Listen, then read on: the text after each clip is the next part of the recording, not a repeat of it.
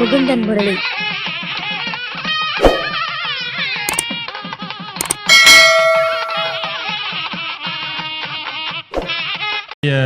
இளங்கோமணி ஐயா அவர்கள் மிக ஒரு அற்புதமான ஒரு நுணுக்கத்தை பற்றி அனுபவ உரையை ஆற்றினார். ஐயா அவர்களுக்கு மனமார்ந்த ஒரு நன்றி வாழ்த்தையும் தெரிவித்துக் கொண்டு கொஞ்சம் உற்சாகமான கைத்தட்டல் கொடுத்தா ரொம்ப சிறப்பாக இருக்கும்.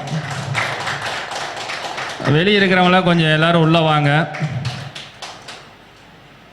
அடுத்த சிறப்பு விருந்தினர் இந்த 80வது மாதாந்திர கூட்டத்திற்கு தலைமை தாங்கி நமக்கு நிறைய சிறப்புரைகள் கொடுக்க இருக்கின்றார் ஐயா அவர்கள். திண்டுக்கல் சின்ராஜ் ஐயா அவர்கள் இப்பொழுது பேச இருக்கிறாரு. ஐயாவை பற்றி ஒரு சின்ன ஒரு நுணுக்கங்கள். இன்னைக்கு யூடியூப்பில் வந்து பார்த்தீங்கன்னா நிறைய தகவல்கள், கிரக சேர்க்கைகள், ஒரு குழப்பத்திலிருந்து ஒரு தெளிவு கொடுக்கறதுக்கு, ஒரு பாசிட்டிவ் எனர்ஜி கொடுக்கறது நான் நிறைய பார்த்துட்டு தான் இருக்கிறேன். ஐயாவுடைய வீடியோஸில் எல்லாமே ரொம்ப அற்புதமாக இருக்குது. நிறைய பேர் அதை வச்சுட்டு குழம்பிகிட்டு இருப்பாங்க, இப்படி நடந்துருமோ அப்படி நடந்துருமோ அப்படின்றதெல்லாம். அந்த கேந்திரங்கள், திரிகோணங்கள், இந்த இடத்துல இந்த கிரகங்கள் இருந்து இந்த பாதிப்பை கொடுக்கும் அப்படின்றதெல்லாம் நிறைய ஒரு குழப்பத்தில் இருந்து ஒரு பாசிட்டிவ் எனர்ஜி இந்த இடத்துல நடக்கும் அப்படின்ற ஒரு விஷயத்த நிறைய தகவலை வந்து ஐயா அவர்கள் வந்து நமக்கு நிறைய விளக்கத்தை கொடுத்துருக்கிறாரு. அதனால் ஐயா அவர்கள் வந்து மிக நுணுக்கமான ஒரு விஷயத்தை எல்லாம் நமக்கெல்லாம் ஒரு சிரிக்கவும் சிந்திக்கவும் வைத்து நமக்கெல்லாம் ஒரு விழிப்புணர்வு கொடுத்து கொண்டு இருக்கக்கூடிய நம்முடைய திண்டுக்கல் சின்ராஜ் ஐயா அவர்கள் இப்பொழுது சிறப்புரை ஆற்ற இருக்கின்றார். உங்களுடைய உற்சாகமான கைத்தட்டலோட.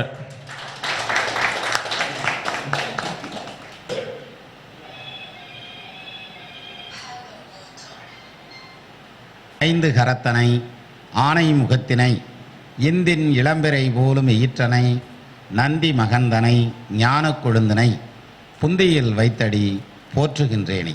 அனைவருக்கும் வணக்கம்.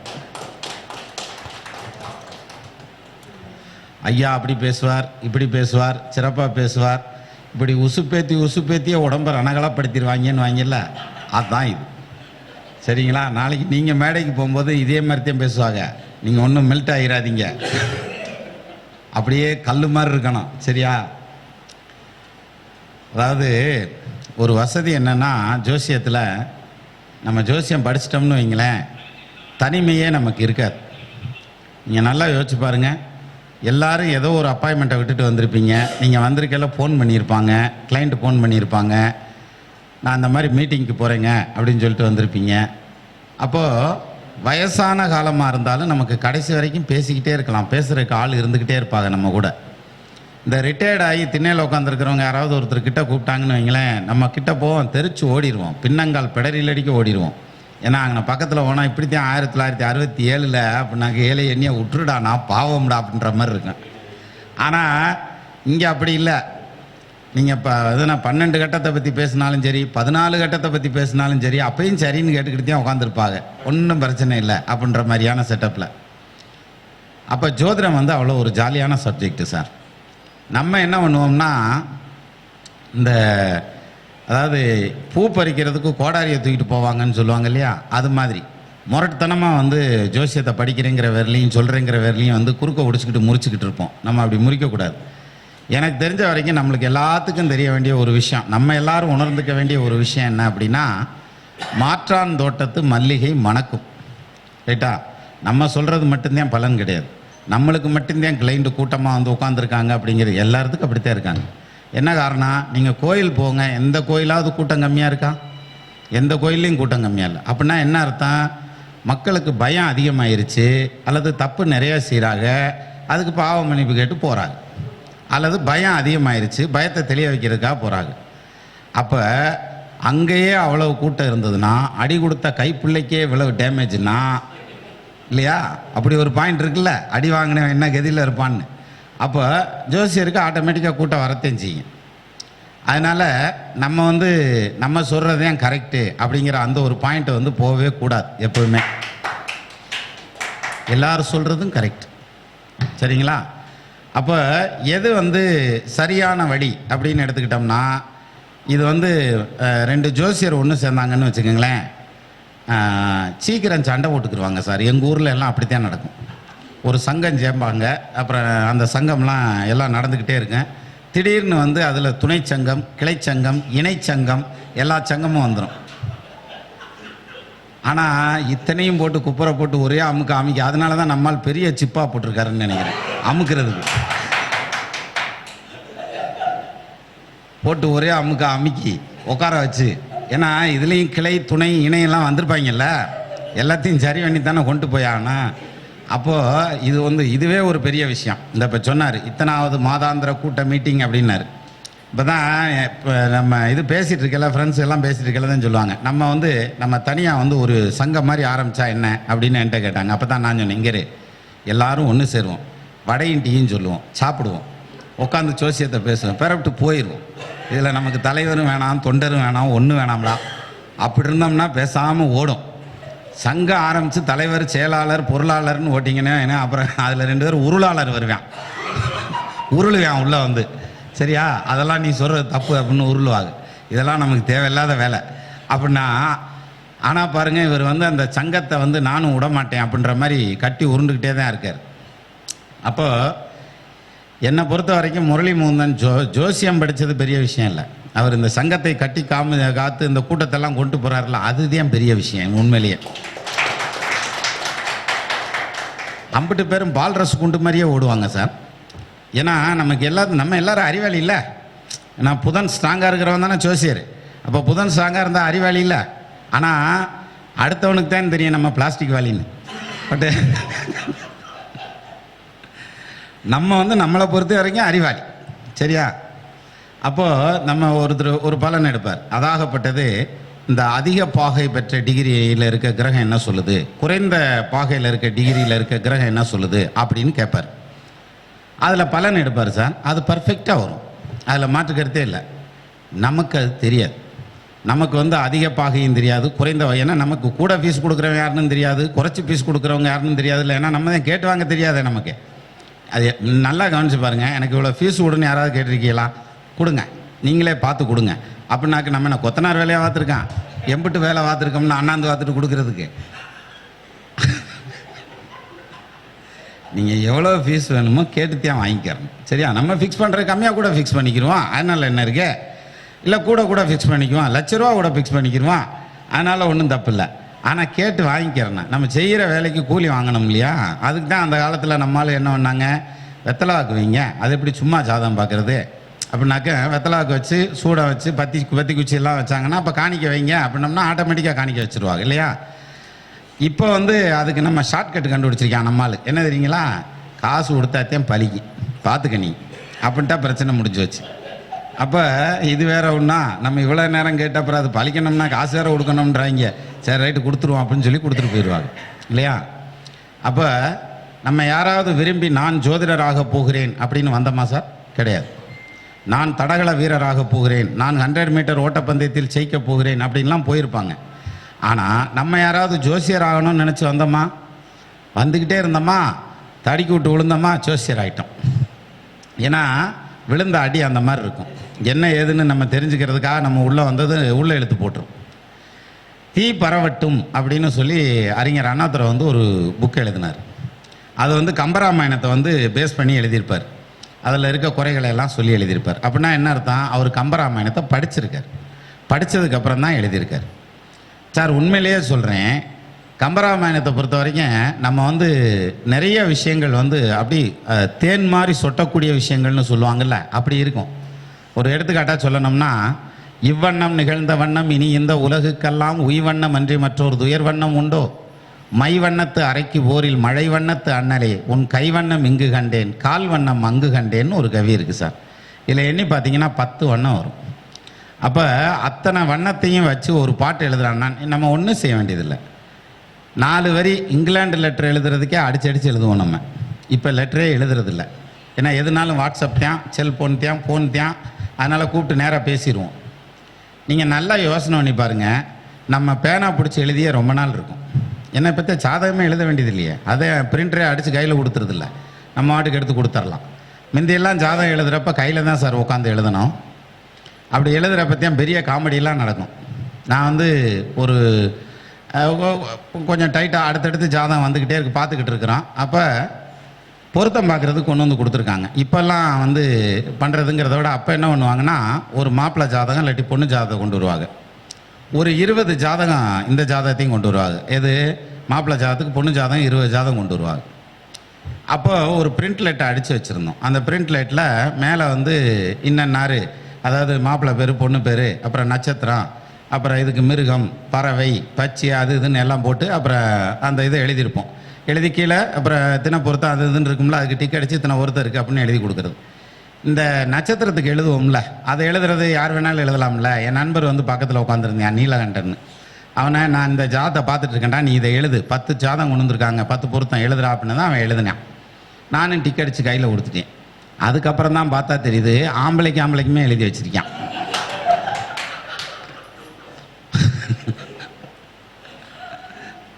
நானும் அடித்து கையில் கொடுத்துட்டேன். அப்போ இது மாதிரி நிறையா காமெடி நடக்கும் நம்ம ஜாதகம் எழுதுறதுல. இதுனா இன்னும் சொல்லணும்னா, லக்னம் போடுறோம் இல்லையா, லக்னம் போடையில் வந்து நம்ம எல்லாம் போட்டு கணக்கு போட்டு எழுதுகிறப்ப கரெக்டாக தெரியும் சிம்ம லக்னம் அப்படின்னு வந்துடும். ஏன்னா சிம்ம லக்னம்னு ஓட்டு எழுதிடுவோம். எழுதி முடிச்சதுக்கப்புறம் பார்த்துட்டு நோட்லேயும் எடுத்து எழுதிடுவோம் சார். எழுதுனதுக்கப்புறம் பார்த்தோம்னா லக்கண நிச்சயம்னு ஒன்று பண்ணணும். அதெல்லாம் இப்போ யாரும் பண்ணுறதில்ல.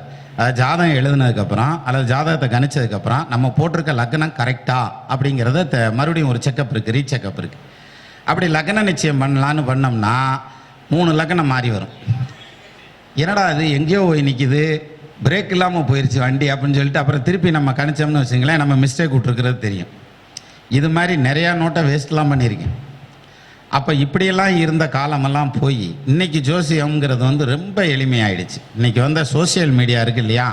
இப்போ அவர் கூட சொல்லலை, கூட என்னை அறிமுகப்படுத்தலை கூட சொன்னார். இந்த யூடியூப்பில் நீங்கள் பார்த்துருக்கீங்களா, ஏன்னா தண்ணி டீப்புக்கு சொன்ன மாதிரியே சொன்னார் பாருங்க.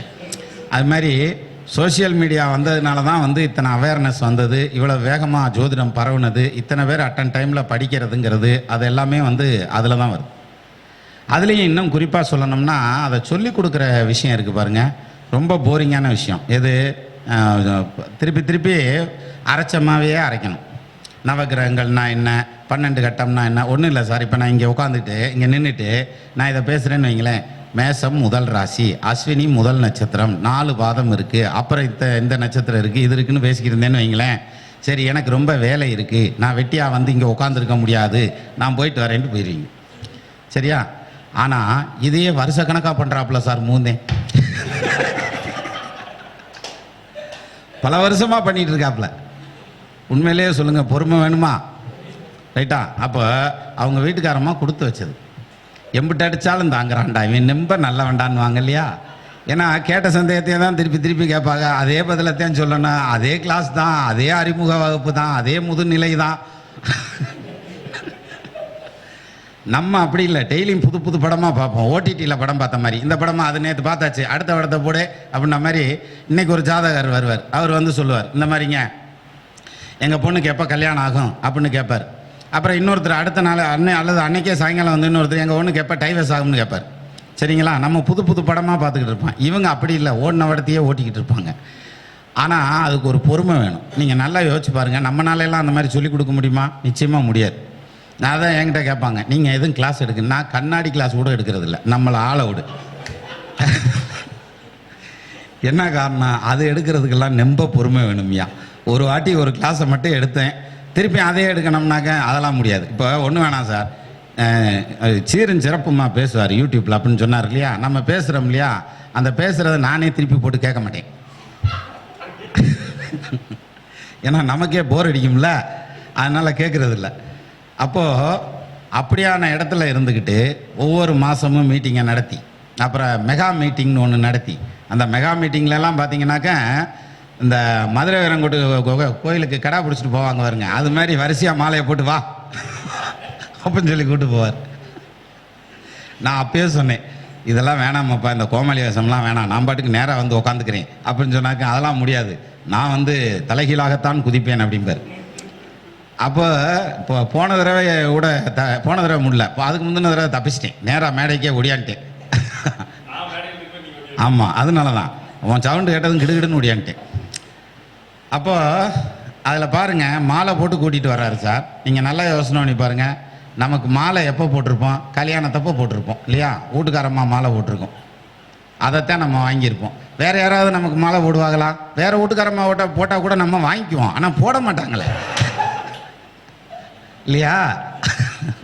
அதுக்கப்புறம் மாலைன்னு ஓட்டா இது மாதிரி ரிட்டையர்ட் ஆகல ஒரு மாலை ஓட்டு அனுப்புவாங்க. இதோட முடிஞ்சு அது இதுக்கு நாளை பின்ன என்ன ஆஃபீஸ் பக்கம் வந்துடாதன்னு சொல்லி அனுப்பிச்சி விடுவாங்கல்ல, அந்த ஒரு மாலை. அதுக்கப்புறம் மாலைன்னு ஓட்டா இந்த ஜோசியம் படித்தோம்னா இந்த மாதிரி மாலை மரியாதையெல்லாம் கிடைக்குது பற்றியலா? இது வேறு எங்கே கிடைக்கும்? யோசிச்சு பாருங்கள். நம்ம என்ன சார் எம்பிபிஎஸ்ஸாக படிச்சிருக்கேன், எம்பிபிஎஸ் என்ன 7 வாட்டியாக படிச்சிருக்கான்? இல்லை இல்லையா? ஆனாலும் ஒரு டாக்டரை விட முக்கியத்துவமான ஒரு இடம். எப்படின்னா சிலர் தான் சொல்லுவாங்க திருமண பொருத்தம் பார்க்குறது அப்படின்னா ரொம்ப பயப்படுவாங்க சார். எப்படி பயப்படுவாங்கன்னா, நம்ம சொல்கிறத வச்சு இந்த பிள்ளையை இந்த பையனுக்கு கட்டி கொடுத்துருவாங்க, நாளைக்கு அவங்க சண்டை போட்டுக்கிட்டா அப்படின்னு ஒரு பயம் வரும். நீங்கள் ஒன்றும் கவலையே விடாதீங்க, கண்டிப்பாக சண்டை போடுவாங்க. சண்டை ஓடாமல் இருக்க முடியுமா? சண்டை ஓடாமல் இருந்தால் ஏன்னா ஒருத்தன் மேலே தப்பு இருக்குன்னு அர்த்தம். ஒன்று புருஷன் மேலே தப்பு இருக்குது, இல்லாட்டி பொண்டாட்டி மேலே தப்பு இருக்கும். அப்போ சண்டைன்னு வந்தே ஆகணும்.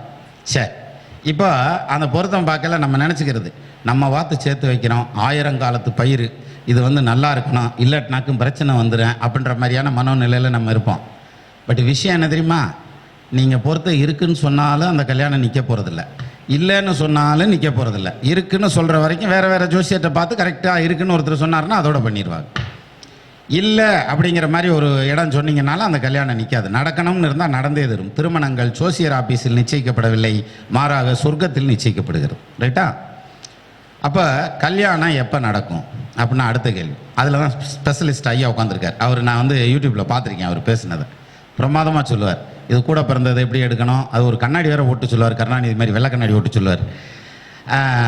அந்த இது எப்படி கூட பிறந்தது எடுக்கணும், எப்போ கல்யாணம் நடக்குன்னு எப்படி எடுக்கணும் அப்படின்னு நல்லா பேசுனாங்க, நான் பார்த்தேன். சரி, இப்போ நம்ம வந்து எப்படி பார்ப்போம் அப்படின்னா, ஃபஸ்ட்டு என்ன தசாவுத்தி நடக்குது அப்படின்னு பார்ப்போம். இவருக்கு எப்போ கல்யாணம் நடக்கும் அப்படின்னது என்ன தசாவுத்தி நடக்குது. இப்போ ராகு ஊத்தி நடக்குது. அப்போ ராகு ஊத்தியில் கல்யாணம் நடக்குது, அப்போ அடுத்த ஊத்தியில் நடந்துரும் போ அப்படின்னு சொல்லித்தான் மேக்சிமம் முடிப்போம் இல்லையா? அந்த அடுத்த புத்திலையும் நடக்கலைன்னா ஒன்றும் கவலைப்படாத, திரும்பி வா, அதுக்கு அடுத்த புத்தி எப்போன்னு நான் சொல்கிறேன், சரியா? அப்படி தான் எழுதுக்கிட்டு போவோம். அப்போது விஷயம் என்னென்னா, நம்ம வந்து சொல்கிறதுங்கிறது வந்து 100% கரெக்டாக சொல்லிட முடியுமா அப்படின்னாக்கு நிச்சயமாக முடியாது, சரியா? நான் வந்து 100% எல்லா ஜாதகத்தையும் கரெக்டான பலன் சொல்லிடுவேன் அப்படின்னு நான் சொன்னேன்னா எனக்கு பத்தலைன்னு அர்த்தம், நீங்கள் கேட்டிங்கன்னா உங்களுக்கு பத்தலைன்னு அர்த்தம், சரிதானா? அப்போது நம்ம வந்து உண்மைக்கு பக்கத்தில் தான் போக முடியும். ஏன்னா 5க்கு 2 வழுதில்லைன்னு தான் முருகப்பெருமான் அகஸ்தியருக்கு உபதேசம் பண்ணப்பயே கொடுத்த அந்த இது ஸ்டேட்மெண்ட்டு. அப்படிங்கல எரர் வர்றதுங்கிறது ரொம்ப சகஜம். இன்னும் சிலர் சொல்லுவாங்க, அதாவது ஜாதகம் நான் பார்த்து சொன்னேன்னா எவ்வளோ பர்ஃபெக்டாக இருக்குன்னு தெரியுமா அப்படின்னு. இப்போ நிறைய பேர் அதெல்லாம் சொல்கிறாங்கன்னு வைங்க. ஆனால் விஷயம் என்னென்னா, நம்ம வச்சுருக்கோம்ல கையில் ஜாதகம், அது கரெக்டான ஜாதகமானு பார்த்தா நிச்சயமாக கிடையாது சார், கன்ஃபார்மாக கிடையாது. அதுக்கு என்ன காரணம் தெரியுங்களா? நீங்கள் நம்ம ஜாதகம் கணிக்க பஞ்சாங்கத்தில் 18 பிழை இருக்கும். ஒரு பஞ்சாங்கத்துக்கு இன்னொரு பஞ்சாங்கத்துக்கும் பார்த்தீங்கன்னா ஏகப்பட்ட பிழை இருக்கும். அதில் இந்த சிலர் வந்து வாக்கிய பஞ்சாங்கம் தான் கரெக்டு, சிலர் திருக்கணித பஞ்சாங்கம் தான் கரெக்டு அப்படின்வாங்க. இந்த வாக்கிய பஞ்சாங்கத்திலே பார்த்தீங்கன்னா 2 பிரிவாக வச்சுருப்பாங்க. ஆற்காடு பஞ்சாங்கம்னு தான் கரெக்டு வாங்க, அதுலேயும் 2 பிரிவாக இருக்கும். முதல் சம்சாரத்துக்காரர் போட்டது ஒன்று, 2வது சம்சாரத்துக்காரர் போட்டது ஒன்றுங்கிற கணக்கில் வச்சுருப்பாங்க. இப்போ எதுக்கு சொல்ல வரேன்னா, பஞ்சாங்கத்திலேயே அவ்வளோ மிஸ்டேக் இருக்கும், அதை வச்சுக்கிட்டு தான் நம்ம ஜாதகம் கணிப்போம். இப்போ நம்ம சிஸ்டத்தில் போடுறோன்னு நம்ம நினச்சிக்கிறோம் சார். எல்லாருடைய கையில் இருக்க செல்ஃபோனில் இருக்கக்கூடிய ஜாதகம் கணிக்கக்கூடிய மென்பொருள் எல்லாமே வந்து கிரகத்தோட டேட்டா டிகிரி மினிட் எடுக்கிறது ஒரே இடத்துல இருந்து தான் எடுக்கிறான், நாசாலேருந்து தான் எடுக்கிறாங்க. அந்த வெப்சைட்லேருந்து தான் எடுத்து நமக்கு வந்து அதை சிந்தசைஸ் பண்ணி நமக்கு இது கொடுக்குறாங்க. அது டிசைனாக அந்த டிஸ்பிளே மட்டும் முன்னாடி யூசர் இன்டர்ஃபேஸ் மட்டும் மாறி மாறி வரும், கலர் மட்டும் மாறி மாறி வரும், அந்த டைப்பில் தான் வரும். சரி, இப்போ எதுக்கு சொல்ல வரேன்னா, இந்த ஜாதகம் கணிக்கிறோம் பாருங்க, இது பிறந்த நேரம்ங்கிறது என்ன சார் அப்படின்னு பார்த்தா குழந்தை பிறந்த நேரம் தாய்யா அப்படின்னுவாங்க. இப்போ எதில் அதுக்கு அடுத்து வரேன். அப்போ இந்த குழந்தை பிறந்த நேரம் தான் அப்படிம்பாங்க. ஒரு ராஜாவுக்கு குழந்தை பிறந்து தான். அப்போ அந்த மருத்துவ சிகையில் ஒரு எலுமிச்சம்பழம் கொடுத்துருக்காரு ஜோசியர். இந்த ஜோசியரும் மன்னரும் அந்த கேட்டுக்கு வெளியில் நிற்கிறாங்க, அந்த ரூமுக்கு வெளியிலன்னு வைங்களேன், கதவுக்கு வெளியில் நிற்கிறாங்க. கதவுக்கு அடியில் ஓட்டை இருக்குது. குழந்தை சிரசு வெளியே வந்ததும் இந்த எலுமிச்சம்பழத்தை நீ உருட்டி விடு, நான் அந்த டயத்தை எடுத்து சாதகம் கணிச்சு விடுவேன், அது டைம் மிஸ் ஆகாமல் இருக்கும் அப்படின்னு சொல்லி. ஏன்னா அப்போ கெடியாரம் கிடையாது, அப்போ பார்க்குறதுங்கிறது வந்து குச்சியை நட்டு வச்சு நிழலில் பார்ப்பாங்க. அதில் பாதச்சாயை அவச்சாயைன்னு நீக்கி பார்க்கணும்னு ஒரு கணக்கு உண்டு. இந்த ஐயா மாதிரி ஆளுகளுக்கு தெரியும், வயசானவங்களுக்கு. நமக்கு அதெல்லாம் தெரியாது, நம்ம கடியாரத்தை பார்க்குறதோட சரி. அதனால் அந்த பழத்தை உருட்டி விடு, அது வெளியில் வர்ற நேரத்தை வச்சு கணிச்சிட்றேன்னு ஜாதகம் கணிச்சாங்களாம். தீர்க்காயுள்னு சொன்னாராம், பிறந்ததும் செத்து போனானாம். என்னடா கணக்கு அப்படின்னா, அந்த எலுமிச்சம்பழம் உருண்டு வரையில் ஒரு சின்ன பள்ளம் இருந்ததான் தரையில், அதில் உள்ள உளுந்து அப்படி எழுந்து வந்ததான். அந்த டைமிங் மாறுபாட்டில் அந்த ஜாதகம் தப்பாக போச்சு. என்ன அம்மா எழுதியிருக்காங்க வருங்க கதை அப்படின்னு சொல்லியிருக்காங்க. இது நான் வந்து எனக்கு இப்போ பெரியவங்கள்லாம் நம்ம ஜோசியம் படிக்கிற காலங்கள்ல எல்லாம் பெரியவங்கள்லாம் சொல்லி நான் கேள்விப்பட்டிருக்கேன். சரி, இப்போ இந்த காலத்தில் என்ன தெரியுங்களா, குழந்தை பிறக்கிற நேரம்ங்கிறது எது? சிலர் சொல்லுவாங்க, இந்த தொப்புள் கொடியை கட் பண்ணுறோம்ல அந்த நேரம் தான் அப்படின்வாங்க. சிலர் வந்து சிரசு வெளியே வருதில்ல அந்த நேரம் தான். சிலர் வந்து அந்த குழந்தை பூமியை தொடுதில்ல, மண்ணை தொடுதில்ல அந்த நேரம் தான் பூமியில் தரையில் விழுகிறது. இப்போ தரையிலேயே விழுகாது, எல்லாம் வந்து கட்டில் தான் பிரசவமாகுது. ஐயா சொன்ன மாதிரி அழுங்காமல் சிப்பு வச்சு தைச்ச மாதிரி அப்படி தூக்கிடுறான் மேலே. அப்போ சிசேரியனில் குழந்தை வருது. சரி, அப்போ குழந்தை பிறந்த நேரம் கரெக்டான நேரம் என்ன அப்படின்னா, எனக்கு தெரிஞ்ச வரைக்கும் குழந்தை பிறந்த கரெக்டான நேரம்ங்கிறது அந்த குழந்தை முதல் உள்மூச்சு எடுக்கிற நேரம், ஃபஸ்ட்டு உள்மூச்சு எடுக்கிற நேரம். என்ன காரணம், இதில் பஞ்சபூதங்கள் எல்லாமே அறிமுகமாயிரும், காற்று மட்டும் அறிமுகமாகாது. அதனால தான் என்ன சொல்லுவாங்க, மூச்சை நிறுத்திட்டியான் அப்படின்வாங்க இல்லையா, மூச்சு நின்று வச்சு அப்படின்னு சொல்லுவோம். அப்போ அந்த ஃபஸ்ட்டு மூச்சு வருது பார்த்தீங்களா, அதுதான் பிறந்த நேரம். சார், இந்த நேரத்தை டாக்டர் கரெக்டாக எடுத்துருவாரா, நர்ஸு கரெக்டாக எடுத்துருமா? சரி, கரெக்டாக எடுத்துட்றாங்கன்னு வச்சுக்கிடுவோம். கடியாரத்தை பார்க்குறாங்க, அந்த கடியாரம் கரெக்டான டயத்தை காமிக்குமா? நம்ம வீட்லேயே 5 நிமிஷம் பாஸ்ட்டாக வச்சுருப்போம் இல்லையா, அது மாதிரி அங்கே ஏதாவது பாஸ்ட்டாக இருந்ததுன்னா, சரி, அந்த கடியாரம் ரிப்பேராக இருந்ததுன்னா, அல்லது ஏதாவது ஒரு விதம் தப்பாக காமிச்சிருந்துச்சுன்னா, ஸோ இதையெல்லாம் சரி பண்ணி அவன் கரெக்டான டயத்தை நம்மகிட்ட கொடுக்குறான். நம்ம வீட்டு வந்து பஞ்சாங்கத்தில் கணிக்கிறான், அந்த பஞ்சாங்கத்தில் மிஸ்டேக் இருந்ததுன்னா. ஸோ என்ன விஷயம்னா, ஒரு நிதானமாகத்தான் நம்மெல்லாம் வண்டி ஓட்டிக்கிட்டு இருக்கோம், புரியுதா? நம்ம கையில் வச்சுருக்கிற ஜாதகம்லாம் ஒன்றும் ஒரிஜினல், அதெல்லாம் பர்ஃபெக்ட், நான் கணிச்சதே சரிங்கிறது அதெல்லாம் ஒன்றும் கிடையாது. அதனால தான் என்ன சொன்னாங்க, இப்போ கமெண்ட்டில் கூட ஒரு நண்பர் கேட்டிருந்தார், என்கிட்ட சொல்லியிருந்தார், குழந்தை உருவாகிறது அந்த தசாபுத்தி இருப்பு ஆதியில் மாதுரு கர்ப்ப செல் நீக்கி இருப்புன்னு எழுதுறீங்கல்ல, அப்போ கர்ப்பத்தில் செல்லுன்னு எழுதுறீங்கல்ல, அதை எப்படி நீங்கள் கண்டுபிடிப்பீங்க? இந்த விந்தன் இருக்குது, இந்த கருமுட்டை இருக்குது, இது ரெண்டும் பெல்லோப்பியன் டியூப்பில் சேருது, யூட்ரஸில் அவர் கொஞ்சம் படிச்சிருப்பாராட்டிருக்குது, அவருடைய மேதா விலாசத்தை அந்த கமெண்டில் காமிக்கிறார் என்கிட்ட. அப்படி இருக்குது, இப்படி இருக்குது, இதில் நீங்கள் எப்படி நீங்கள் அந்த இதெல்லாம் கண்டுபிடிப்பீங்க, லக்னத்தை எப்படி கண்டுபிடிப்பீங்க, தசாபுத்தி எப்படி கண்டுபிடிப்பீங்க அப்படின்னு சொல்லி நீங்கள் வந்து ஊரை ஏமாத்துறீங்கன்னு கடைசியில் கீழே போட்டார். சரியா? அப்படின்னா என்ன அர்த்தம் அப்படின்னா, அவருக்கு தெரிஞ்சதாக தான். இப்போ நான் மறுபடியும் வர்றேன், இந்த லக்கணம் கணிக்கிறது தசாபுத்தி கணிக்கிறது தானே பஞ்சாயத்து. தசாபுத்தியே வேணாம், லக்கணமே வேணான்னு பலன் சொல்லிக்கிட்டு இருக்காங்க நாடி ஜோசியத்தில். அப்புறம் என்ன, அப்புறம் ஒன்றுமே வேண்டியது இல்லையே, கிரகம் மட்டும் இருந்தால் போதும்ல. அப்போது நமக்கு தேவை ஒரு மீடியம். சார், ஜோசியம் வந்து பச்சி போடுற மாதிரி சார். அதாவது வாழைக்காய் இருந்தால் வாழைக்காய் பச்சி, அப்பளம் இருந்தால் அப்பள பச்சி, கத்திரிக்காய் இருந்தால் கத்திரிக்காய் பச்சி, பேப்பரில் கூட தொடச்சி போட்டு பேப்பர் பச்சி போட்டுடலாம். என்ன கணக்குனா, இப்போ ஒரு கேள்வி கேட்குறாங்க, நான் பிரசன்னத்தில் பதில் சொல்கிறேன், நான் ஜாமக்கோலில் பதில் சொல்கிறேன், நான் நட்ட ஜாதகத்தில் பதில் சொல்கிறேன், நான் ஓரையில் பதில் சொல்கிறேன், நான் வந்து அது என்ன சரத்தில் பதில் சொல்கிறேன், பஞ்சபட்சியில் பதில் சொல்கிறேன். நானே எனக்கு தெரிஞ்ச இத்தனை சொல்கிறேன். இன்னும் இது இல்லாமல் வெத்தலை ஜோசியம் இருக்குது, பலகரை ஜோசியம் இருக்குது, சீதாராமர் ஆரூட சக்கரம் இருக்குது, 108க்குள்ளே ஒரு நம்பரை சொல்லுன்னு இருக்குது, இன்னும் எத்தனையோ இருக்குது. அப்போ இது மாதிரி ஏதாவது ஒரு விதத்தில் பிடிச்சி பலன் சொல்கிறதுங்கிறது இருக்குது. அப்படிங்கல நம்ம வச்சுருக்கிற ஜாதகம் எந்த அளவுக்கு அக்யூரசி அப்படிங்கிறது இப்போ உங்களுக்கு ஓரளவுக்கு புரிஞ்சுருக்கும். சரியா? நம்ம ஜாதகத்தில் அதே மாதிரி பாருங்கள், நீங்கள் ஜோசியர் தானே, ஜோசியர் ஜாதகத்தில் நம்ம ஜாதகத்திலே நம்மளுக்கு குழப்பம் இருக்கும் சார். இந்த லக்கணமா அந்த லக்கணமா, இந்த நட்சத்திரமா அந்த நட்சத்திரமா, இந்த திசையா அந்த புத்தியா, இதில் குழப்பம் இருக்கும். அந்த குழப்பம் இருந்தாத்தையும் ஜோசியர், ஏன்னா அதை நம்ம தீர்க்கத்தான் வந்தது, இன்றைக்கி வரைக்கும் தீர்த்திருக்க மாட்டான், அது வேற வழி இல்லையா? இருந்தாலும் நம்ம வந்து இதைத்தான் வந்து இந்த குழப்பம் இருந்தாத்தே நம்ம ஜோசியர் அப்படிங்கிற மாதிரியான பாயிண்டில் வரும். அப்போ இதில் பாருங்கள், நம்ம வச்சிருக்கிறது ஒரு அப்ராக்சிமேட் ஜாதகம். நம்ம சொல்கிற பலன் வந்து நமக்கு தெரிஞ்ச மெத்தடில் சொல்கிறோம். ஆனால் நான் சொல்கிறது ஏன் கரெக்டுன்னு இந்த நட்டக்குத்தில் கடப்பார் கம்பியை நட்டு வச்ச மாதிரியே நிற்பாங்க பார்த்தீங்களா, அப்படி நிற்கக்கூடாது என்னை பொறுத்த வரைக்கும். என்ன காரணம் அப்படின்னா, நான் முதல்ல சொன்ன மாதிரி மாற்றான் தோட்டத்து மல்லிகை மணக்கும். இன்னொருத்தர் சொல்கிற பலனும் வந்து கரெக்டாக நடக்கும், பர்ஃபெக்டாக நடக்கும். ஏன் நடக்கும்? அவர் அதில் படிச்சிருப்பார், நம்ம இதில் படிச்சிருப்போம், அவ்வளோதான் வித்தியாசம். 2 பேர்த்துக்கும் வேறு வித்தியாசம் இல்லை. அதாவது சார், இப்போ நம்ம சாப்பாடு சாப்பிட்டு தான் வயிறு நிம்மணுங்கிறது இருக்கா? புரோட்டா சாப்பிட்டாலும் நம்பும்ல, தோசை சாப்பிட்டாலும் நம்பும்ல. அப்புறம் அது மாதிரி அவங்கவுங்களுக்கு பிடிச்சதில் அவங்கவுங்களுக்கு ஏதாவது ஒன்றில் எமினெண்ட்டாக வருவோம்ல, அதை கெட்டியாக பிடிச்சிக்கிட்டாலே போதும், கடன்னு மேலே வந்துடலாம். ஒன்று. ரெண்டாவது, நம்ம கிளைண்ட்டு வருவாங்க இல்லையா, வர்ற கிளைண்ட்டை மிரட்டாமல் இருக்கணும். ஒன்றும் இல்லை, நீங்கள் ஜாதகத்தை கையில் கொடுத்தோம் வாங்கி எடுத்து, இப்போயாவது ஜாதகத்தை கையில் கொடுத்தா நம்ம என்ன பண்ணுவோம், முதல்ல டேட் ஆஃப் பர்த் என்ன, டைம் ஆஃப் பர்த் என்ன, அதை போட்டு பிளேஸ் எந்த ஊரில் வரந்ததப்பா அப்படின்னு கேட்டு போட்டு அப்படியே ஒரு தள்ளினோம்னா தசாவுத்தி வந்துடுது. தசாவுத்தி வந்துடுது. ஆனால் முந்தி என்ன பண்ணுவோம்னா, பிறந்த டேட் எடுத்து வச்சு முதல்ல வயசை கால்குலேட் பண்ணி தனியாக வச்சுக்கிடுவோம். அப்புறம் தசாபுத்தி, இப்போ என்ன தசை நடக்குது, என்ன புத்தி நடக்குது, திசைமான சங்கியை அப்படின்னு பஞ்சாங்கத்தில் ஒரு பக்கம் இருக்கும். அந்த பக்கத்தை எடுத்தோம்னா நம்ம தசாபுத்தி போடுறது ஈஸியாக போடலாம். சரி, அதை போட்டுட்டு இந்த தசை இன்ன புத்தி நடக்குது, இன்ன வயசாகுது அப்படின்னு கன்ஃபார்ம் பண்ணிக்கிறோம். அதுக்கப்புறம் நம்ம சொல்ல ஆரம்பிப்போம்.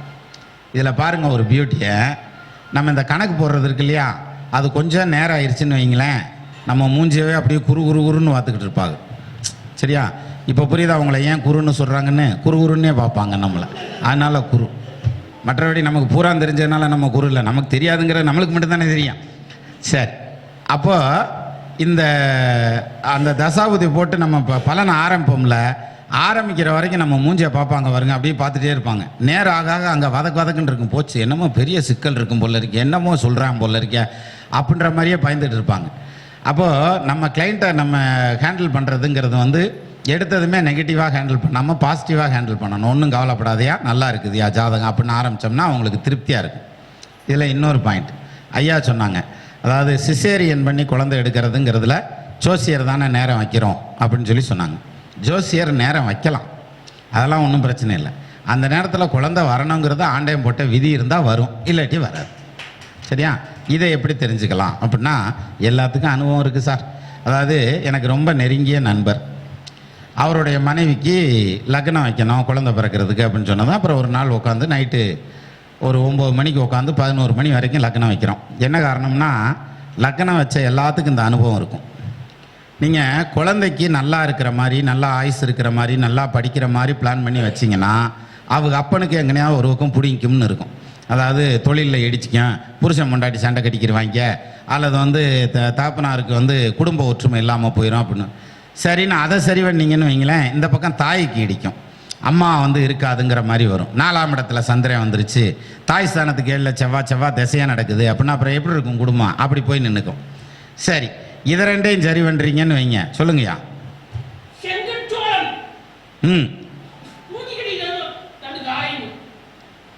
இப்போ தூக்கி கட்டினா, இப்போ பொண்டாட்டியை தூக்கி கட்டினா புருஷனை கழுத்தோட தூக்கி மேலே கட்டி விட்டுருவாங்க. அப்போ என்ன ஆகுதுன்னா, செங்கட்சோழன் கண்ணு செவந்ததே அதனால தான். சரி, இப்போ அந்த டைமிங் வந்து நம்ம வைக்கிறதுங்கிறது வந்து பர்ஃபெக்டாக வைக்க முடியுமா அப்படின்னா வைக்க முடியாது. எல்லாத்துக்கும் நல்லா இருக்கிற மாதிரி வைக்க முடியுமா சார்? 12 கட்டத்தை விட்டு சனியை ஒரு 2 மணி நேரம் லீவில் போயிரு, அப்புறம் வந்துருன்னா சொல்ல முடியாது. எங்கனையாவது ஒரு இடத்துல சனியை வச்சுத்தே ஆகணும். அந்த சனி எங்கே உட்காந்துருக்கா அங்கேருந்து 3 வீட்டை பார்க்கத்தான் போகுது. அப்போ பார்க்குற இடம் பீஸு போகத்தான் போகுது. இதை எப்படி நீ காப்பாற்றுவ? ஒன்றும் காப்பாற்ற முடியாது. நம்ம என்ன பிரம்மாவா எழுதுறதுக்கு? ராவணேஸ்வரனே வந்து நல்ல உள்ளியா பக்கமில்ல, இந்திரஜித்து பிறக்கிறப்ப மாந்தி உலக உருட்டி விட்டான். அப்போ நம்ம எத்தனை தண்டி ஆள்? அப்போது நம்ம ஒரு லக்னம் வைக்கிறோம், இது அதனால தான் 2 மணி நேரம் ஆச்சு. எல்லாத்தையும் உட்காந்து பேசி இங்கிட்டு இழுத்து ஒரு வழியாக சரி பண்ணி ஒரு லக்னம் ஃபிக்ஸ் பண்ணியாச்சு. லக்னம் ஃபிக்ஸ் பண்ணி அவருக்கு கொடுத்தாச்சு. அவர் பிறப்புறார். போய் 2 நாள் கழிச்சு அவருக்கு டெலிவரி திருச்சியில். அவர் போய் கிட்டத்தட்ட ஒரு 3 ஹவர்ஸுக்கு முன்னாடியே, பக்கத்தில் தான், திருச்சி அவுட்டரில் தான் அவங்க வீடு. மனைவியை கூட்டிகிட்டு டெலிவரிக்கு வர்றாரு அட்மிஷன் போடுறதுக்கு. அதுக்குள்ளே வர லேபர் பெயின் வந்துருச்சு. மறுநாள் தான் வரணும், லேபர் பெயின் வந்துருச்சு. இப்போ என்ன ஆயிடுச்சு, இவங்க வேகமாக வந்து லேபர் பெயின் வந்தால் உடனே பண்ணி ஆகணும். சரி, வர்றாங்க. குறுக்கா அரசியல் கட்சி மீட்டிங், ஊர்வலம், அங்கே ஒரு முக்கியமான ஃபங்க்ஷன் அரசியல் கட்சி. அப்போ அது நின்றுக்கிருச்சு, எது வண்டி நின்றுக்கிருச்சு. நான் கரெக்டாக என்ன லக்னம் வச்சு கொடுத்தனோ அதுக்கு அடுத்த லக்னம் பர்ஃபெக்டாக உட்காந்தது. இவங்க வந்து டெலிவரி ஆகலை. இப்போ என்ன பிரச்சனை தெரியுங்களா? 8ஆம் இடத்துல ராகு தசை நடக்குது. இப்போ என்ன செய்யறது? இதுக்கு என்ன ஆச்சுன்னா, நான் இந்த டைம் மிஸ் ஆகி போச்சு. வந்து அவங்க சொன்னது வந்து எனக்கு வந்து 1/2 மணி நேரம் 3/4 மணி நேரம் மிஸ் ஆகி போச்சு. இந்த குழந்தை பிறந்ததுன்னு. அப்புறம் அதுக்கப்புறம் தான் சொன்னாங்க, நீ டைம் வச்சு இந்த வள்ளலாக வச்சுருக்க அப்படின்னாங்க. நம்ம என்ன செய்ய முடியும் சொல்லு பார்ப்போம். நம்ம 7ல் ராகு வச்சு அவன் 8ல் வச்சு எடுத்துகிட்டு வந்து வச்சுக்கிட்டு இல்லையா, கண்ணை புடுறான்னா கடுத்துறையை பிடிச்சிட்டு வந்து நிப்பாட்டிக்கிட்டு. ஆனால் பாருங்கள், ஊருக்கு கிளச்சேன் பிள்ளையார் கோயில் ஆண்டின மாதிரி நீங்கள் ஒரு தப்பு பண்ணிட்டீங்கன்னா, நீ தான் கல்யாணம் நடக்கும்னா நடக்க காணாம், எங்கள் மாமியார் போயிரும்னா அது என்ன எந்திரிச்சு உட்காந்துருக்குது, நான் அடுத்த மாதம் ஒலிம்பிக்கு போகிற மாதிரி உட்காந்துருக்கு அப்படின்ற மாதிரி கேட்பாங்க. அதே இது நீங்கள் சொல்லி அது நடந்துருச்சு, அவர் சொன்ன மாதிரி சொத்து வாங்கிட்டேன், அவர் சொன்ன மாதிரி நான் வீடு வாங்கிட்டேன், அவர் சொன்ன மாதிரி நான் கல்யாணம் பண்ணிட்டேன், யாராவது வந்து சொல்லியிருக்காங்களா பாருங்கள். 10 பேர்த்துக்கு சொன்னீங்கன்னா ஒருத்தர் வந்து சொன்னால் பெரிய விஷயம். சரியா? ஆக ஜோசியர் விளக்குமாறு மாதிரி வேணுங்கிறப்ப தேடி எடுத்து எங்கேருந்து எந்த மூலையில் கிடந்தாலும் எடுத்துகிட்டு வந்து கூட்டுன்னு கூட்டிடுவாங்க. கூட்டினதுக்கப்புறம் நின்ன இடத்துல வீசினான்னா மூலையில் போய் விழுந்துடும். அப்போ பெரிய இடத்துக்கெல்லாம் ஜோசியம் சொல்கிறதுங்கிறது அந்த மாதிரி தான். நம்ம ஆளுக சொல்லுவாங்க, அவ்வளோ பெரிய ஆள் யார் தெரியுமா, அந்த அரசியல்வாதியை என்னையை கெடுத்தியா முடிவு பண்ணுவார், முதலமைச்சரே என்னையை கேட்காம ஒரு முடிவு பண்ண மாட்டார் அப்படின்னு நம்ம நினச்சிக்கிருப்பான். நம்மளை மாதிரி 10 பேர் வச்சுருப்பாங்க. 10 பேர் சொல்கிற கருத்தையும் கேட்டு எதையும் செய்ய மாட்டான். அவன் சௌரியத்துக்கு என்ன தேவை பண்ணிக்கிட்டு இருப்பான். சரியா? ஆனால் நம்ம என்ன நினச்சிக்கிட்டு இருப்பான், எனக்கு யாரை தெரியுமா அப்படின்னு நினச்சிக்கிட்டு இருப்பான். அதெல்லாம் ஒன்றும் கிடையாது. அப்போது ஜோசியத்தை பொறுத்த வரைக்கும் நான் சார், வித்யா கர்வம் அப்படிங்கிற ஒன்று வந்து எல்லாத்துக்குமே வரும். ஏன்னா படித்தவங்க எல்லாத்துக்கும் வித்யா கர்வம் வரத்தையும் வேணும், வரும். அதை வந்து தவிர்க்க முடியாது. என்ன காரணம் அப்படின்னா, இந்த லிங்கோத்பவரை வந்து சிவபெருமான் அடிமுடி காணாமல் நின்னாராமா. அப்படி நின்னப்ப நாராயணன் வந்து வராக அவதாரம் எடுத்து பூமியை தோண்டிக்கிட்டே போயிருக்கார் கீழே பாதத்தை பார்க்குறதுக்கு. அதனால தான் பாருங்கள், நாராயணன் யார், லட்சுமி ஹஸ்பண்ட் இல்லையா, லட்சுமின்னா தனம் இல்லையா, காசு வேணும். காசு வேணும் சம்பாதிக்கிறவன் பூரா தோண்டியே வைப்பான். இன்றைக்கி வரைக்கும் அதான் சார் நடக்குது. இன்கம் டேக்ஸுக்கு பயந்து தோண்டி பூமியை தோண்டி உள்ளே வைப்பான். இவர் நம்ம பிரம்மா என்ன பண்ணியிருக்காருன்னா, மேலே ஃப்ளை பண்ணியிருக்கார். நான் மேலே போய் கண்டுபிடிச்சிட்றேன் அப்படின்னு சொல்லிட்டு அவர் கொஞ்சம் ஈஸியான ரூட்டை தேர்ந்தெடுத்து மேலே பறந்து போகிறார். அப்படின்னா என்ன அர்த்தம், அவர் யார் அப்படின்னா சரஸ்வதியோட ஹஸ்பண்ட் இல்லையா. சரஸ்வதி யார், வித்தைக்கு அதிபதி. அப்போ வித்தை படிக்க தலையை நோக்கியே தான் போகும். தலக்கணம்னு சொல்கிறோம் இல்லையா, அந்த தலையை நோக்கியே போகும். செல்வம் சேர என்ன ஆகும் தெரியுமா, வாட்ச் கட்ட மாட்டான், மோதிரம் போட மாட்டான், செயின் போட மாட்டான், செருப்பு போட மாட்டான், சும்மா சாதாரணமாக வருவாங்க. ஆனால் எதுவுமே இல்லாதவன் பாருங்கள், 2 செயின் போட்டிருப்பேன், நான் 10 விரலுக்கு மோதிரம் போட்டிருப்பேன், பலன்னு உடையில் வருவாங்க. அதாவது விறகர் இருவர் புகழ்ந்திடவே வேண்டும், விரல் நிறைய மோதிரங்கள் வேண்டும், அவை அரையதனில் பஞ்சேனும் பட்டேனும் வேண்டும், அவர் கவிதை நஞ்சேனும் வேம்பேனும் நன்று. அப்போ ஒருத்தர் நிறையா மோதிரம் போட்டு பலன்னு வர்றான்னா பாவம் இல்லாதவன்னு அர்த்தம். சரியா? எதுவும் இல்லாமல் என் பாட்டுக்கு சும்மா சுற்றிக்கிருக்கான்னு வச்சுங்களேன், இப்படி ஒரு ஒத்த சிப்பா போட்டுட்டு சுற்றினான்னா அவன் பெரிய ஆளுன்னு அர்த்தம். அப்படி தானே? முரளி மோகனை பற்றி சொல்லலை தான் சொன்னேன். அப்போ இந்த மாதிரி போன மீட்டிங்க்கு கூப்பிடையில தான் கூப்பிட்டாப்புல, இந்த மாதிரி மீட்டிங் வச்சுருக்கு சார் வந்துடுங்க நீங்கள். ரைட்டுப்பா வந்துடுறேன். அப்புறம் தான் வந்து ஷீல்டு உங்கள் சைடில் யாருக்கு கொடுக்கணும் அப்படின்னாரு. அப்போ தான் சொன்னேன், தமிழ்நாட்டில் ஜோசியர்னு படித்து ஜோசியராக இருந்தால் முரளி மோகன் ஷீல்டோ சர்டிஃபிகேட்டோ இல்லாத வீடே இருக்காது. ஒரு வீட்டில் எல்லா வீட்லேயும் இருக்கும் இல்லையா. அப்படி இல்லைன்னு வைங்களேன், அவர் இன்னும் வாங்கலைன்னு அர்த்தம், இன்னும் முழுமையாக ஜோசியர் ஆகிக்கிட்டு இருக்காருன்னு அர்த்தம். அந்த மாதிரி நாங்கள் வந்து ஷீல்டு கம்பெனி நடத்துகிறோம்யா. அதான் போன மீட்டிங்லேயே அதுக்கு முந்தின மீட்டிங்லேயே கேட்டேன், நீங்கள் இருந்து ஷீல்டு கொடுத்துருங்க அப்படின்னாப்புல. நான் ஏதோ 10 பேர்த்துக்கு கொடுப்பாராக்கேன் அப்படின்ட்டு, கொடுத்துட்டா போதுப்பா. எத்தனை பேர்த்துக்கு கொடுக்கணும், ஒன்றும் இல்லை 200 பேர்த்துக்கோ 300 பேர்த்துக்கோ சொன்னார். அங்கே பிடிச்ச ஓட்டம் தான். கரெக்டாக முடிக்கிறப்ப வந்தேன் உள்ள, நம்ம பொன்னியாசாமி இருந்தார். அது என்ன பிரச்சனைனா சார், ஸ்டேஜில் நிற்கிறல ஒரு சிக்கல் என்னென்னா, சிரிச்சா மாதிரியே நிற்கணும், வாய் வலிக்கும், இப்படி இழுத்துக்கிட்டே எம்பிட்டு நேரம் நிற்ப, அப்படியே வாய் வலிக்கும். ஆனால் அப்படித்தான் நின்றா ஆகணும், இல்லாட்டி எனக்கு ஷீல்டு கொடுக்கல மட்டும் இந்த ஆளுக்கு பிடிக்க போறாம நான் படிச்சுட்டேன்னு இல்லையா. இல்லை நானே அரைமுறைமா தாண்டா படிச்சிருக்கேன், நீ என்ன தடா படிக்கிற. அது மாதிரி நல்ல படிப்பு அப்படிங்கிறது அதே மாதிரி சார், ஜோசியரை பொறுத்த வரைக்கும் படிச்சுட்டே இருக்கணும் சார்.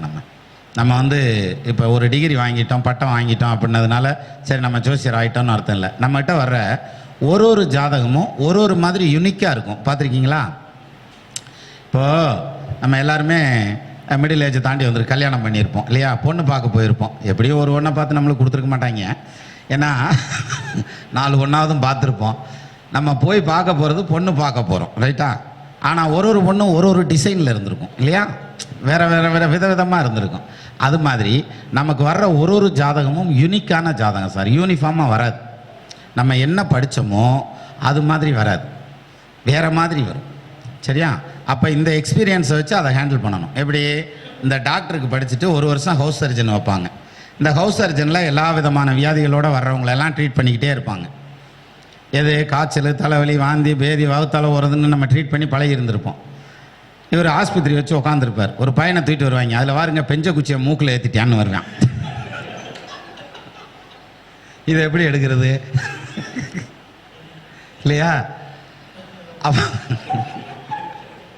யோசனை பண்ணி பாருங்க. அப்போ நம்ம ஹேண்டில் பண்ணாத ஐட்டம்லாம் நம்மளை நோக்கி வரும். அது எல்லாத்தையும் நம்ம ஹேண்டில் பண்ணணும். இப்போ சிலர் தான் கேட்பாங்க என்கிட்ட, கல்யாண வாழ்க்கை எப்படி சார் இருக்கும்? எல்லாத்த போல கஷ்டமாக தான் இருக்கேன், உனக்கு மட்டும் என்ன பிரமாதமாகவா இருக்கேன்? அதாவது கல்யாணம் பண்ணவனை கேள்றா, விவரமாக சொல்லுயா அப்படின்ன மாதிரி கல்யாணம் பண்ணவங்களுக்கு தான் அந்த கஷ்டம் என்னங்கிறது தெரியும், இல்லையா? இப்போ நேற்று கூட ஒரு சின்ன பஞ்சாயத்து, 2 பேர் உரி லவ் பண்ணி கல்யாணம் பண்ணுறாங்க. கல்யாணத்துக்கு முன்னாடி நான் சொல்கிறேன், நல்லாவே சொன்னேன், தெளிவாகவே சொன்னேன், டே நான் சொல்கிறத கூட நம்ப வேணாம்டா, நான் வேணும்னு கூட பிரிச்சு விட்றேன்னு கூட சொல்லலாம்ப்பா.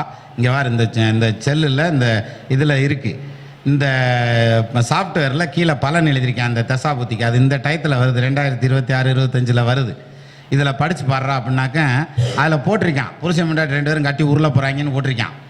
சரியா?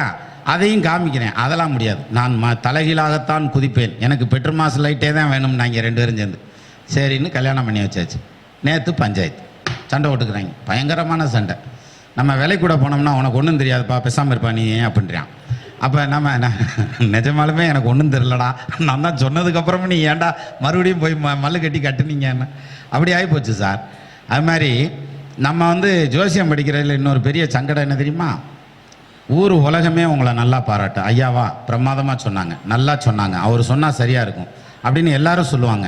நமக்கு கேட்குறப்ப பயங்கர ஆனந்தமாக இருக்கும். ஏன்னா நம்ம பயந்துக்கிட்டே இருந்திருப்போம் சார், நம்ம சொன்னால் சரின்னு சொல்லிட்டா பரவாயில்ல, ஒருவேளை இல்லைன்ட்டாங்கன்னா அப்படின்ற மாதிரியான ஒரு பயம் இருக்கும்.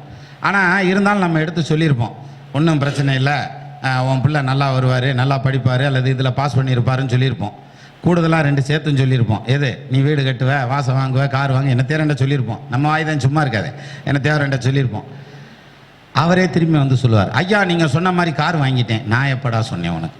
ஏன்னா நமக்கு ஞாபகமே இருக்காது. நம்ம அடுத்தடுத்து ஜாதகம் பார்த்துருப்போம், வேறு ஏதோ சிந்தனைக்கு போயிடும். சரி கொண்டா உன் ஜாதகத்தை அப்படின்னு வாங்கி பிரித்து பாருங்கள், கட்ட வேண்டி வாங்குகிற யோகம் இருக்கிறது கூட நமக்கு தெரியாது அப்போ.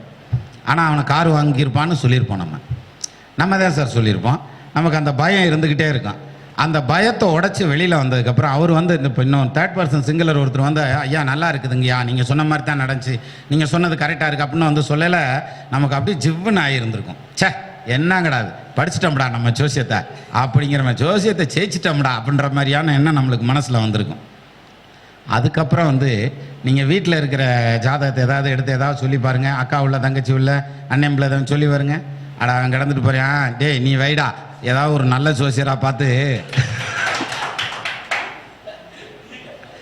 நான் எனக்கு சொல்ல சார், உங்களுக்கு தான் சொல்கிறேன், உங்களுக்கே அவ்வளோ மதிப்பு மரியாதை தான் இருக்கேன். உள்ளூர் மாட்டை சந்தைக்கு தான் பிடிக்கணும். அப்போ பாருங்க நம்ம ஜோசியருடைய வில்லத்தான். ஆனால் நம்ம பேசுகிறது மட்டும் கேட்டுங்க, இல்லை எனக்கு எம்பிட்டு தெரியும் தெரியுமா, நான் எவ்வளோ பெரிய ஆள் தெரியுமா, நான் என்ன படிச்சிருக்கேன் தெரியுமா அப்படின்ற மாதிரி பேசிக்கிட்டு இருப்போம்ல. முதல்ல நம்ம வீட்டிலே ஒருத்தனும் ஒத்துக்க மாட்டேன் நம்மளை ஜோசியர். அப்போ இது இது இது ஒரு டாக்டர் அவங்களுக்கே ஊசி ஓட்டுக்கிற முடியாதுல்ல. அது மாதிரி இப்போ நம்ம ஜாதகத்தை இப்போ நான் ஒரு விதி சொல்கிறேன் சார், குருவுக்கு அடுத்த வீட்டில் சுக்கிரன் இருக்கிறார் அப்படின்னு வச்சுக்கோங்க, நிச்சயமாக இந்த ஜாதகன் மிகப்பெரிய பணக்காரனாக வருவான். சரி, சுக்கிரன் ஒருத்தருக்கு எங்கே இருக்குதோ அந்த ஸ்தானாதிபதி ஆட்சியாக இருக்கார் அல்லது உச்சமாக இருக்கார், கன்ஃபார்மாக அவன் கோடீஸ்வரன் அல்லது லட்சாதிபதி அல்லது பெரிய பணக்காரன். சரி, இப்போ நான் இந்த விதியை சொல்கிறேன், சொன்னதுமே இந்நேரம் ஓடி இருக்கும் நம்ம சாதகத்தில் சுக்கிரன் எங்கே இருக்கார், குரு எங்கே இருக்கிறார், இந்நேரம் போயிருக்கும். போனாத்தே நம்ம ஜோசியர் ரிலேட் இல்லை. இதுக்கு என்ன அர்த்தம்னா, நம்ம ஜாதகத்துக்கு பலன் பார்க்க ஆரம்பித்தோம் பார்த்தீங்களா, 10 வருஷம் ஆனாலும் அதை இன்னும் பார்த்துக்கிட்டே தான் இருப்போம், ஒரு முடிவுக்கும் வர முடியாது.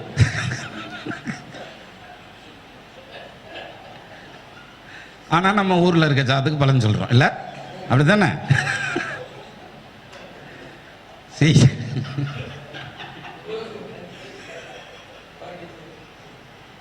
அப்புறம் எதுக்கு சார் நம்மளுக்கு கௌரவம்? இல்லை நான் தெரியாமல் கேட்குறேன். அதனால் அதாவது இயல்பாக இருந்தாலே போதுமானது. இப்போ நான் மறுபடியும் அதே பாயிண்ட்டுக்கு வரேன். மாற்றான் தோட்டத்து மல்லிகை மணக்கும் அப்படின்ற பாயிண்ட்டுக்கு வாங்க. அவங்க சொல்கிறதும் சரியாக இருக்குங்க, நம்ம சொல்கிறதும் சரியாக இருக்குங்க. சரி, ஒருத்தர் சொல்கிறார் ராகு கேதுவுக்கு 11வது பார்வை 3ஆம் பார்வை உண்டு அப்படின்னு சொல்லி சொல்கிறார். உடனே நம்ம ஒரு ஆள் எந்திரிச்சுக்கிறவர், எந்திரிச்சு அதையவன் சொன்னது கிடையாது, ராகு கேதுக்கு பார்வை இல்லை, ராகு கேது சாயாகிறான், ஏலே அதுவே இருட்டுடா, குருட்டு கிரகத்தில் என்னத்தை பார்ப்ப நீ அப்படின்ற மாதிரி லாஜிக்காக அவர் கேட்பார். இப்போ என்னென்னா இவர் சொல்கிறது கரெக்டு, எது பார்வை இல்லைன்னு சொல்கிறார் பார்த்தீங்களா, அது கரெக்டு. பார்வை இருக்குன்னு சொல்கிறார் பார்த்தீங்களா, அதுவும் கரெக்ட்.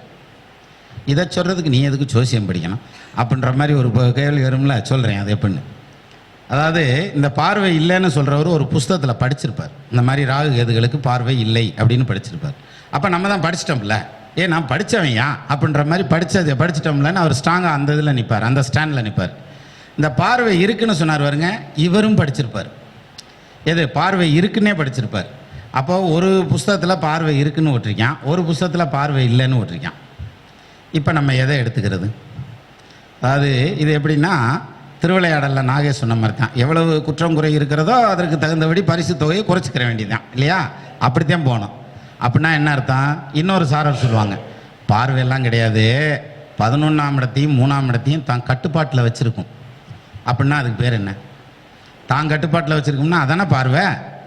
அப்போ பார்வைக்கு வந்து வேறு ஒரு டைலாக் பேசுவார், இல்லை கூலிங் கிளாஸ் போட்டுட்டு வந்தாங்கிற கணக்கில் பேசுவார். சரி, அப்போது இந்த மாறுபட்ட கருத்து அப்படிங்கிறது 2 பக்கமும் இருக்கும். கோல் போஸ்ட்டு 2 பக்கமும் இருக்கும். இந்த 2 பக்கம் இருக்க கோல் போஸ்ட் இருந்தால் தானே சார் விளையாட முடியும். ஒரு ஜோசியர் சொல்லியிருப்பார், இன்னும் 3 வருஷத்துக்கு உன் பிள்ளைக்கு கல்யாணம் நடக்காது அப்படின்னு சொல்லியிருப்பார். இன்னொருத்தட்ட கொண்டு போய் கொடுப்போம், என்னையா 3 வருஷம்னு சொல்லிட்டாரு அப்படின்னு கொடுத்தேன். அவர் வாங்கினதும் பார்ப்பார். நம்மால் சும்மா இருக்க மாட்டாங்க, இந்த மாதிரி 3 வருஷம் ஆகும்னு சொல்கிறாங்க அப்படின்னு. எவன் சொன்னது, எங்கே வர சொல்லி என்கிட்ட அப்படின்னு இவர் எடுத்ததுமே. அப்படின்னா என்ன அர்த்தம்? இவர் சொன்னதுமே அந்த முதல் சொன்ன ஜோசியர் இருக்கார் இல்லையா, அவர் வேலையெல்லாம் போட்டுவிட்டு அப்பாயின்மெண்ட்லாம் கேன்சல் பண்ணிட்டு இவர்கிட்ட போய் உட்காந்து விவரம் சொல்ல போகிறாரா? இல்லை, நம்ம அந்த தைரியத்தில் தானே சொல்கிறோம். அதனால் நீ வந்து எங்கே வந்து என்கிட்ட சொல்ல பார்ப்போம் அப்படின்னாக்க அவர் பாவம் அப்ராணியாக முழிப்பார், யார் ஜாதகம் கொடுத்து.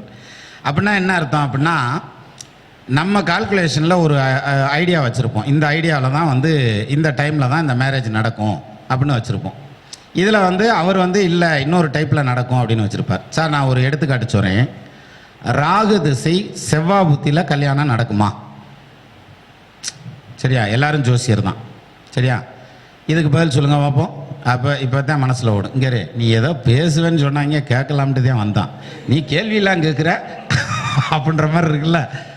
அதாவது சார், ராகு செவ்வாய் 2 சேர்ந்துருந்தா, ஒன்று பார்த்துருந்தா, ஏதோ ஒரு விதத்தில் டச் ஆகிருந்தா, ராகு திசை செவ்வாய் புத்தியோ செவ்வாய் திசை ராகு புத்தியோ நடக்கிறப்ப கண்டிப்பாக பாசிட்டிவ் ரிசல்ட்ஸ் கிடையாது, நெகட்டிவ் தான்.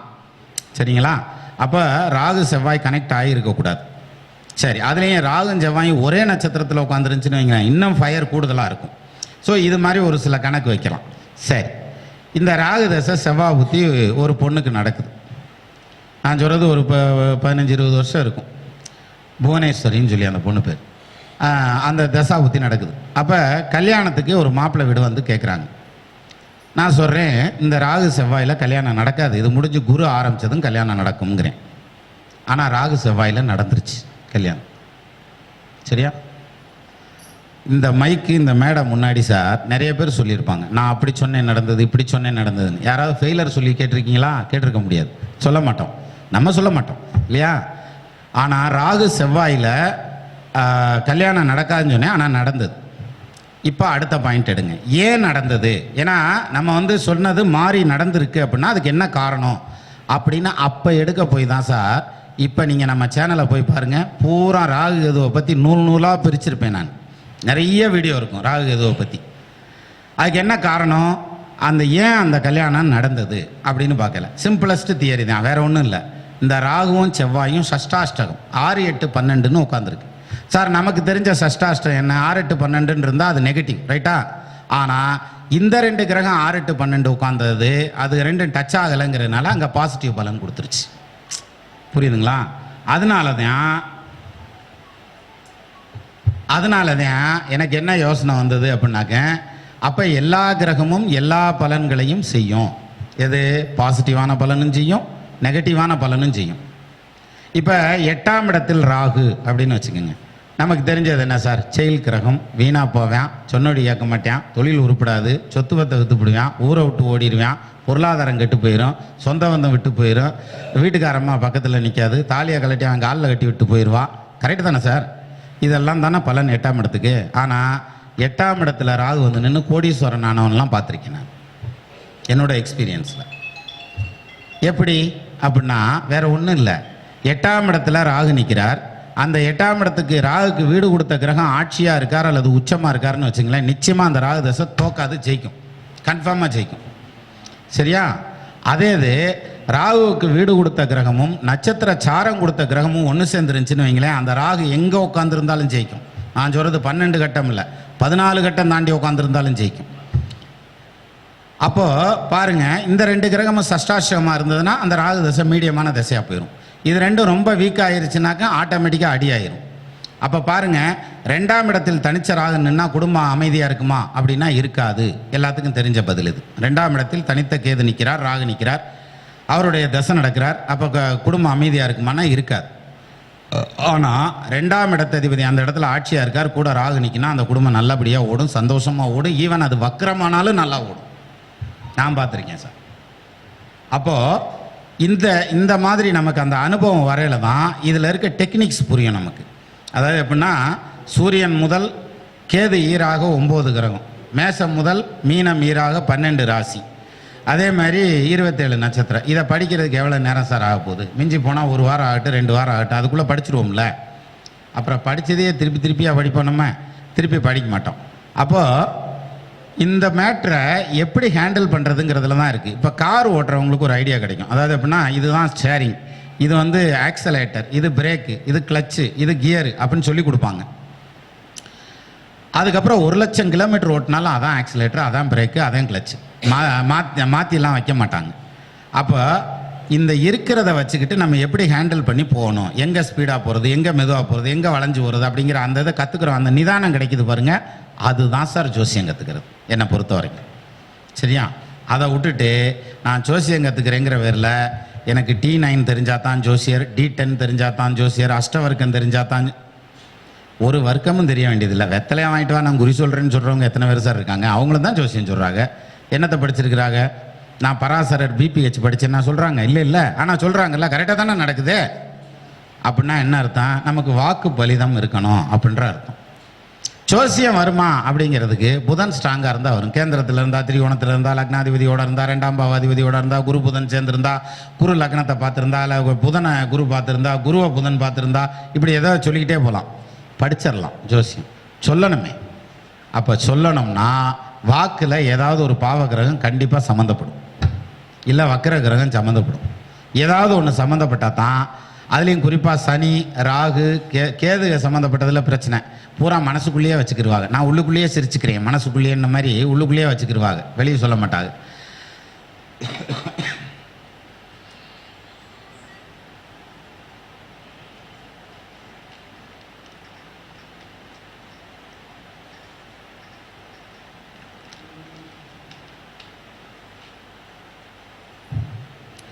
மனசுக்குள்ளேயே வச்சுக்கிறேங்கிற மாதிரி இந்த கேது வாக்குஸ்தானத்தில் சம்மந்தப்பட்டால் அவங்களால மடமடன்னு பேச முடியாது. இப்போ நான் சொல்லிட்டேன், கேது வாக்குஸ்தானத்தில் சம்மந்தப்பட்டால் அவங்க மடமடன்னு பேச மாட்டாங்க அப்படின்னா ஒரு சிலருக்கு இப்போ யோசனை ஓடும், இல்லையே நம்ம ஃப்ரெண்டுக்கு கேது 2ல் தான் இருக்குது, கொலையாக கொல்லுவானே பேச்சில் அப்படின்னாக்க என்ன அர்த்தம்னா 2ஆம் பாவாதிபதி ஸ்ட்ராங்காக இருக்காருன்னு அர்த்தம். அந்த 2ல் நிற்கிற கேதுவுக்கு நட்சத்திர சாரம் கொடுத்த கிரகம் ஆட்சியாவோ உச்சமாவோ இருந்துச்சுனாக்கா அவன் நல்லா பேசுவான். சரியா? அப்போது எல்லாத்துக்குமே விதிவிலக்கு இருக்கும் சார். 2 பக்கம் இருக்கும். ஒரே கிரக சேர்க்கை ஒன்று வேணாம், கேதுவும் சூரியனும் சேர்றாங்க அல்லது ராகுவும் சூரியனும் சேர்றாங்க. இது வந்து என்னென்னு சொல்லுவோம்? கிரகண தோஷம்னு சொல்லுவோம். ரைட்டுங்களா? இதில் மாற்று கருத்து இல்லை, யாருக்கும் சந்தேகம் கிடையாது.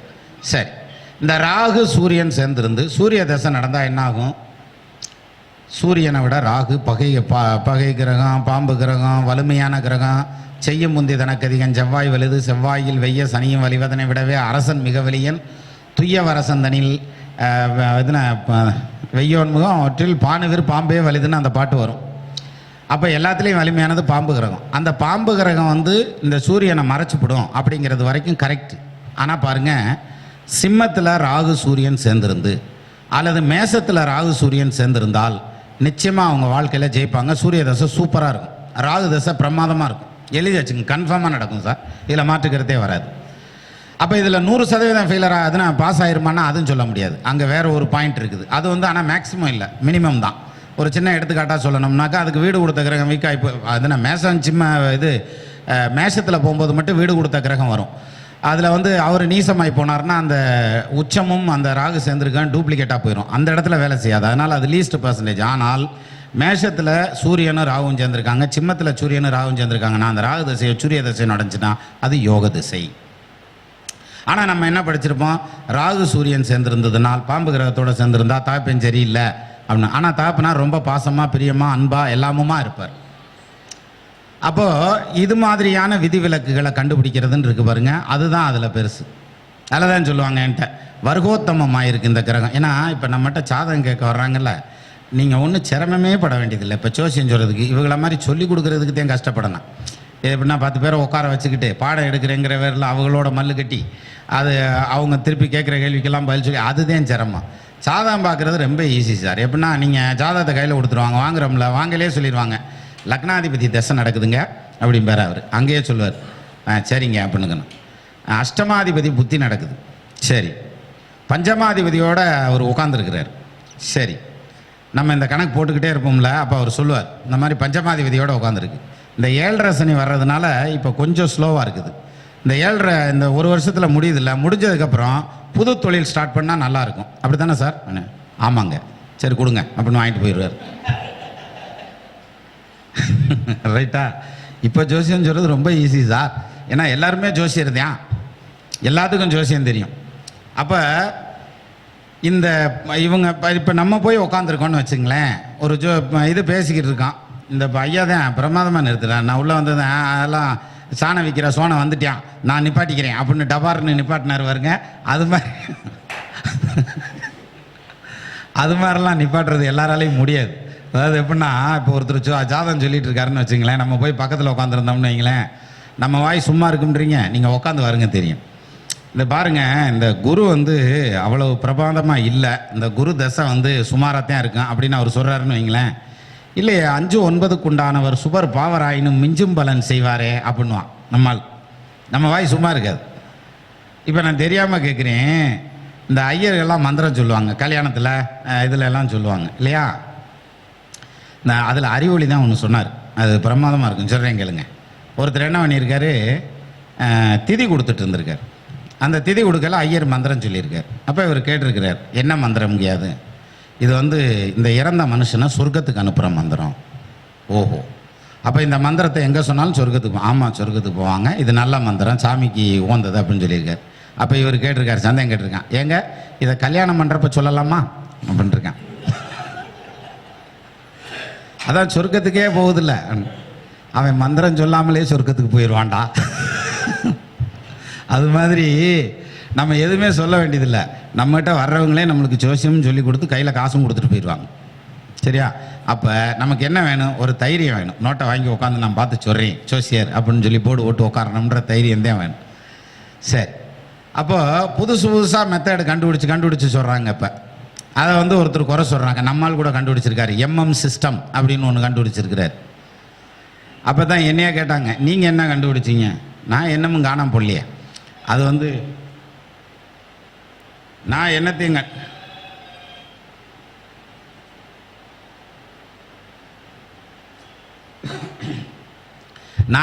கண்டுபிடிக்கலப்பா அப்படின்னு சொல்லி சொன்னேன். இப்போ புதுசாக நிறையா மெத்தட்ஸ் வந்துருக்குது.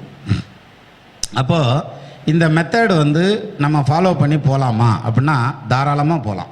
பழையன கழிதலும் புதியன புகுதலும் புதுவதென்று உலகத்து இயற்கைன்னு சொல்லி பாரதியார் சொல்லியிருக்கார். சரி, அப்போ நம்ம போகலாம், பழகிக்கலாம்.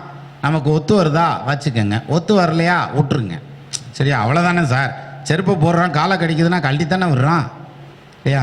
நேற்று தான் ஒருத்தர் கேட்டிருந்தார் ஒரு கமெண்ட்டில், நேற்று கேட்டிருந்தார், நீ காலையில் படித்தேன், நான் கோயிலுக்கு போயிருந்தேன், என் ஒத்த செருப்பு காணாமல் போச்சு, அதுக்கு என்ன பலன் அப்படின்னு கேட்டிருந்தார். இதுக்கு எப்படி பலன் சொல்லுவீங்க? இப்போயாவது பரவாயில்ல, இவருக்கெல்லாம் இந்த ஐயாவுக்கெல்லாம் அந்த அனுபவம் இருக்கேன். எருமை சினையாக இருக்குது, கெடேரிக்கன்று போடும்னா வச்சுக்கிறேன், காலங்கன்னு போடும்னா வித்துப்புறேன் எங்க சொல்லு பார்ப்போம், ஜாதகத்தை பார்த்து சொல்லு பார்ப்போம்னுவாங்க. சார் நம்ம அதுக்கும் பதில் சொல்லணும் சார். சொல்லணும்ல சார்? அதுக்கும் பதில் சொல்லணும். நான்லாம் சொல்லியிருக்கேன். அப்போ என்ன நீ கெடரிக்கன் போடுன்னு சொன்னால் காலங்கன்னு போடுச்சு. நான் அடுத்த ஈத்துக்கு சொன்னேன், இந்த ஈத்துக்கு சொல்லலை. நீ வச்சிரு, இன்னும் விலை கூட போ அப்படின்னு தான் முடிக்க. நான் வேற என்னென்னு முடிப்பேன். அப்போது இந்த ஜாதகம் சொல்கிறதுங்கிறது ஒரு லெவலுக்கு மேலே கீழே இறங்கியெல்லாம் சொல்லணும் சார். நம்ம இதில் வர்றவங்க கேள்வி வந்து என்ன கேள்வி வேணாலும் கேட்பாங்கல்ல. நான் இப்போ என்ன ஹேண்டில் பண்ணியிருப்பேன். ஒத்த செருப்பு காணாமல் போனவங்களுக்கு என்ன சொல்கிறது? ஒத்த செருப்புன்னு ஒரு சினிமா கூட வந்தது, பார்த்திபன் படம்னு நினைக்கிறேன். அப்போ செருப்புனா யார்? சனீஸ்வரன் இல்லையா? அப்போது உன்னைய சனீஸ்வரன் விட்டுட்டு பாதி போயிட்டார். அப்போ மீதி அந்த செருப்பு அங்கேயே தூக்கி எறிஞ்சிட்டு வந்துரு. சரியா போச்சு. ஏன்னா கண்டிப்பாக ஒரு செருப்பு போட்டு இழுத்துக்கிட்டே வந்திருக்க மாட்டான். அப்போ 2 செருப்பையும் விட்டுட்டு தான் வந்தாகணும். அப்போது உனக்கு சனி தொலைந்தது சார். நிஜமா சார்? அப்போது இது மாதிரி சில இடங்களில் இது வந்து சொல்லிக் கொடுக்குற வாத்தியார்களுக்கு இந்த சிரமம் இல்லை. அவங்கள பொறுத்த வரைக்கும் ஸ்டூடெண்ட்ஸ் எல்லாரும் பாடம் எடுத்து முடிச்சதேன் எல்லாத்துக்கும் புரிஞ்சிருச்சா? புரிஞ்சிருச்சு. Any more question? No more question. சரி போயிட்டு வாங்க, அடுத்த வாரம் வகுப்பு. சரியா? சிம்பிளாக முடிச்சுக்கலாம்.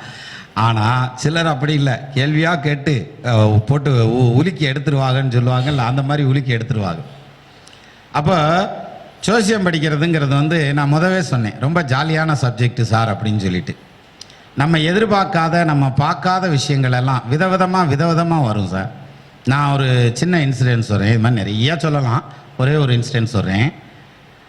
8வது படிக்கையிலேருந்து லவ் பண்ணியிருக்காங்க அந்த பையனும் பொண்ணும். 8th ஸ்டாண்டர்ட்லேருந்து லவ் பண்ணி இன்ஜினியரிங் காலேஜ் ஒரே காலேஜுக்கு போய் ஒன்றா படிப்பு முடிஞ்சு ஒரே மாதிரி கேம்பஸ் இன்டர்வியூவில் செலக்ட் ஆகி ஒன்றா வெளிநாட்டில் வேலை கிடச்சி இந்தியாவில் வேலை பார்த்து 2 பேர்த்துக்கும் ஒன்றா ஆன்சைட் கிடச்சி வெளிநாடு போய் வேலை பார்க்குறாங்க. குழந்தை ஊட்டி ஆயிடுச்சு, கல்யாணம் பண்ணிட்டாங்க, சந்தோஷமாக போய்கிட்டு இருக்குது.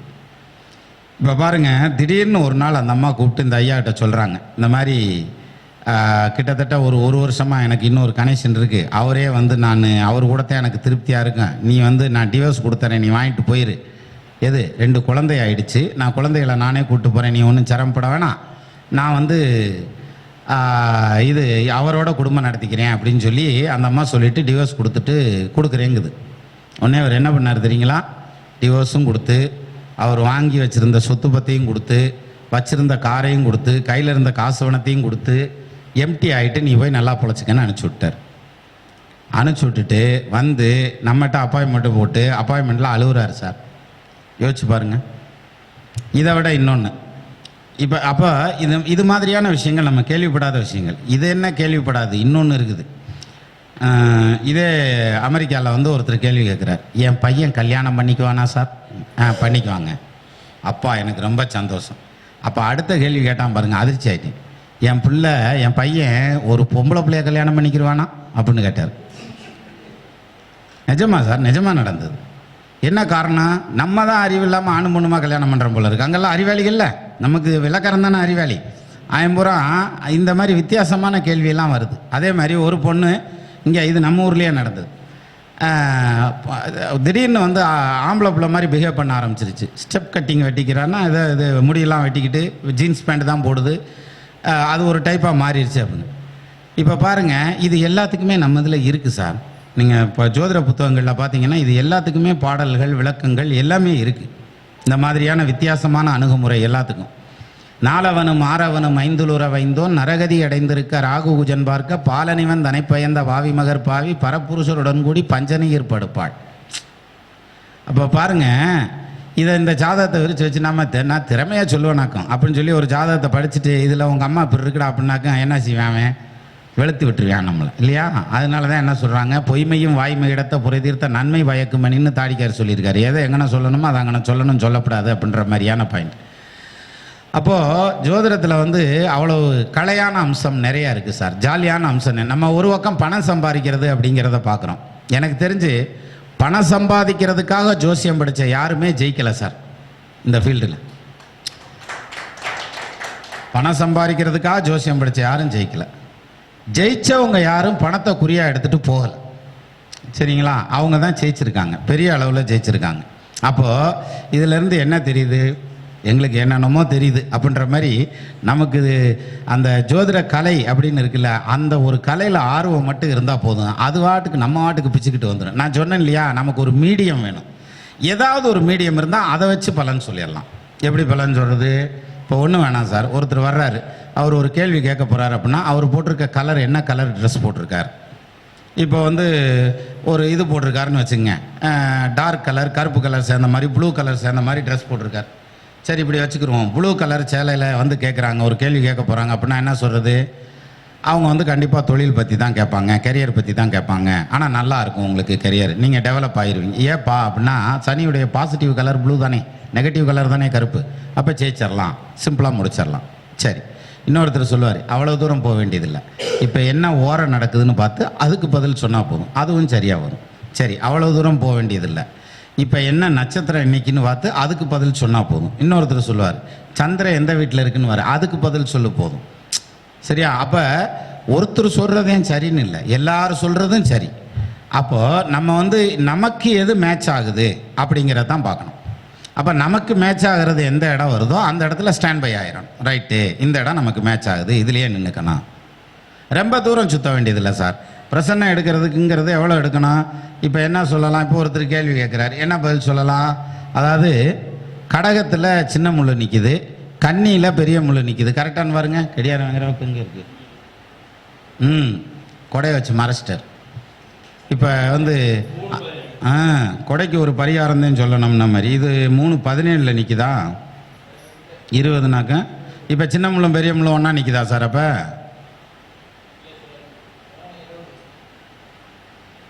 3:20 தானே சார்? சின்ன முள்ளும் பெரிய முள்ளும் கடகத்துக்குள்ளே தானே நிற்கிது. மேச ரிஷபம் மிதுனம் கடகம், கரெக்ட். நான் கரெக்டாக தான் சொல்கிறேன், ரெண்டுமே கடகத்தில் நிற்கிதுல்ல. அப்போ கேட்குற கேள்வி சக்ஸஸ், அவங்க என்ன கேள்வி கேட்டாலும் சக்ஸஸ் அப்படின்ற மாதிரி படக்குன்னு முடிச்சிடலாம். இப்போ இதில் 6, 8, 12 இருந்துச்சா ஆகாதுன்ட்டு போயிடலாம், சிம்பிளாக முடிச்சிடலாம். அப்போ பாருங்கள், ஒத்தையார் ரெட்டையாக பிடிக்கிற மாதிரி பதில் சொல்லலாமுங்க. நீங்கள் நம்ம சொன்னால் இப்படிலாம் சொன்னால் பலிக்கும் ஐயா அப்படின்னாக்க இப்படி சொன்னாலும் பலிக்கும். ஏன்னா ஜோசியாரனுக்கு வாக்கு பலிதான் இருக்கும். சரியா? அதே மாதிரி இப்போ நம்ம வந்து ஒரு கேள்வி கேட்குறாங்க, நமக்கு இடது பக்கம் நின்று கேட்குறாங்க, நமக்கு வலது சரம் ஓடிட்டுருக்கு. ஒன்றும் இல்லை, சரம்னு ரொம்ப பெருசாக பயந்துரவெல்லாம் வேண்டாம், என்ன கரண்டாக ஓடுது, மூச்சு எந்த பக்கம் போகுதுன்னு பார்க்கணும். இது இப்படி விரல் வச்சு பார்த்துக்க வேண்டியதான், மூச்சு எந்த பக்கம் ஓடுது, அதுக்கு ஆப்போசிட்டில் நின்று கேட்டால் கேட்குற கேள்வி அவுட்டு. அந்த சரத்து பக்கத்துலேயே நின்று கேட்டாக்கும் கேட்குற கேள்வி சக்ஸஸ் இல்லையா? அப்போது ஒருத்தர் வந்து எதை கேட்க வர்றாங்க, அதுக்கு கேள்வி இன்ஸ்டண்ட்டாக எப்படி பதில் எடுக்கலாம். நீங்கள் இப்போ நம்ம ஜாதகம் பார்க்குறப்பயே சார், இந்த பிரசன்னத்தில் கேள்விக்கான பதிலை எடுத்துருங்க, எடுத்துகிட்டு நீங்கள் ஜாதகத்தை பாருங்கள், பர்ஃபெக்டாக வரும், சரியாக வரும், வரணும். சரியா? நான் சொல்கிறது இந்த மெத்தடில் எடுங்கன்னு நான் சொல்லலை, எந்த மெத்தடில் வேணாலும் எடுங்க, உங்களுக்கு எது கன்வீனியண்ட்டாக இருக்கோ அந்த மெத்தடில் எடுங்க, கரெக்டாக வரும் சார். சரி, அப்போது நிஜமாக சொல்கிறேன், ஜோசியம் படிச்சிருக்க எல்லாரும் புண்ணியம் பண்ணவங்க நம்ம எல்லாரும். என்ன காரணம் அப்படின்னா, யார் மேலேயும் பொறாமை வராது நமக்கு. ஏன் வராது தெரியுமா? பாரு, அவன் பென்ஸு காரில் போகிறான், அவன் பார் அவ்வளோ பெரிய வீடு கட்டியிருக்கான், அவன் பார் அவ்வளோ பணக்காரனாக இருக்கான், அவனை ஒன்றும் கவலைப்படாது, அடுத்து அவனுக்கு அட்டமாதிபதி தசை, அன்னைக்கு பதில் இருக்குது. ரைட்டா? நம்மளுக்கு தான் தெரியுமே எப்போ விழுகான்னு, ஒரு திருப்தியாக இருப்பான், எப்படினாலும் விழுந்துருவான், ஒன்றும் பிரச்சனை இல்லை அப்படின்ற மாதிரி.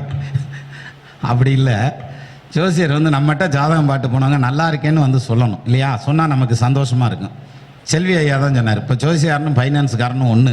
என்ன காரணம்? 4 பேர் நல்லா இருக்கணும்னு நினைப்பான், 2 பேரும். அது மாதிரியான அமைப்பு. நான் கல்யாணம் பண்ணி வச்சது 1000 காலத்து பயிர் அப்படிம்பாங்க இல்லையா? அந்த பயிர் வந்து நல்ல விதமாக வளர்ந்து நின்றுச்சுன்னா நமக்கு மனசுக்கு எவ்வளோ சந்தோஷமாக இருக்கும், யோசிச்சு பாருங்கள். ஸோ அது மாதிரியான ஒரு அமைப்புங்கிறது வந்து இந்த ஜோதிடத்தில் உண்டு அப்படின்னு எடுத்துக்கிடலாம். ரெண்டாவது, ஜோசியம் பார்த்து காசு வாங்கலாமா? சிலர் சொல்லுவாங்க, நான் காசுலாம் வாங்க மாட்டேன், நான் வச்சுட்டு போங்கன்னு சொல்லிடுவேன். அதுக்கப்புறம் என்ன குச்சியில் எடுத்துகிட்டு போய் வெளியே விட்டுருவாராக்க? நான் தெரியாமல் கேட்குறேன். அவர் வச்சுட்டு போயிடுறாருயா காசை, அதை எடுத்துகிட்டு கரண்டியில் எடுத்துகிட்டு போய் வெளில விட்டு வந்துடுவாராக்க, தூக்கி ஜோப்பில் வச்சுட்டு போயிடுவான்ல. இந்த வெட்டி பந்தாலாம் பண்ணக்கூடாது. சரியா? வேணும்னா காசு வேணும்னா கேட்டு வாங்க வேண்டியதானே, இல்லை நான் பிரியா சொல்கிறேன்னு சொல்லு. சரியா? அப்போ சிலர் சொல்லுவாங்க, நான் சாதகத்துக்கு காசே வாங்கின இல்லை, நான் பிரியாத்தையும் சொல்கிறேன். அப்படின்னா என்ன அர்த்தம்? ஆண்டவன் உனக்கு வேறு இடத்துல படி அளக்குறான்டா, நீ எப்படி சும்மா சொல்ல முடியும்?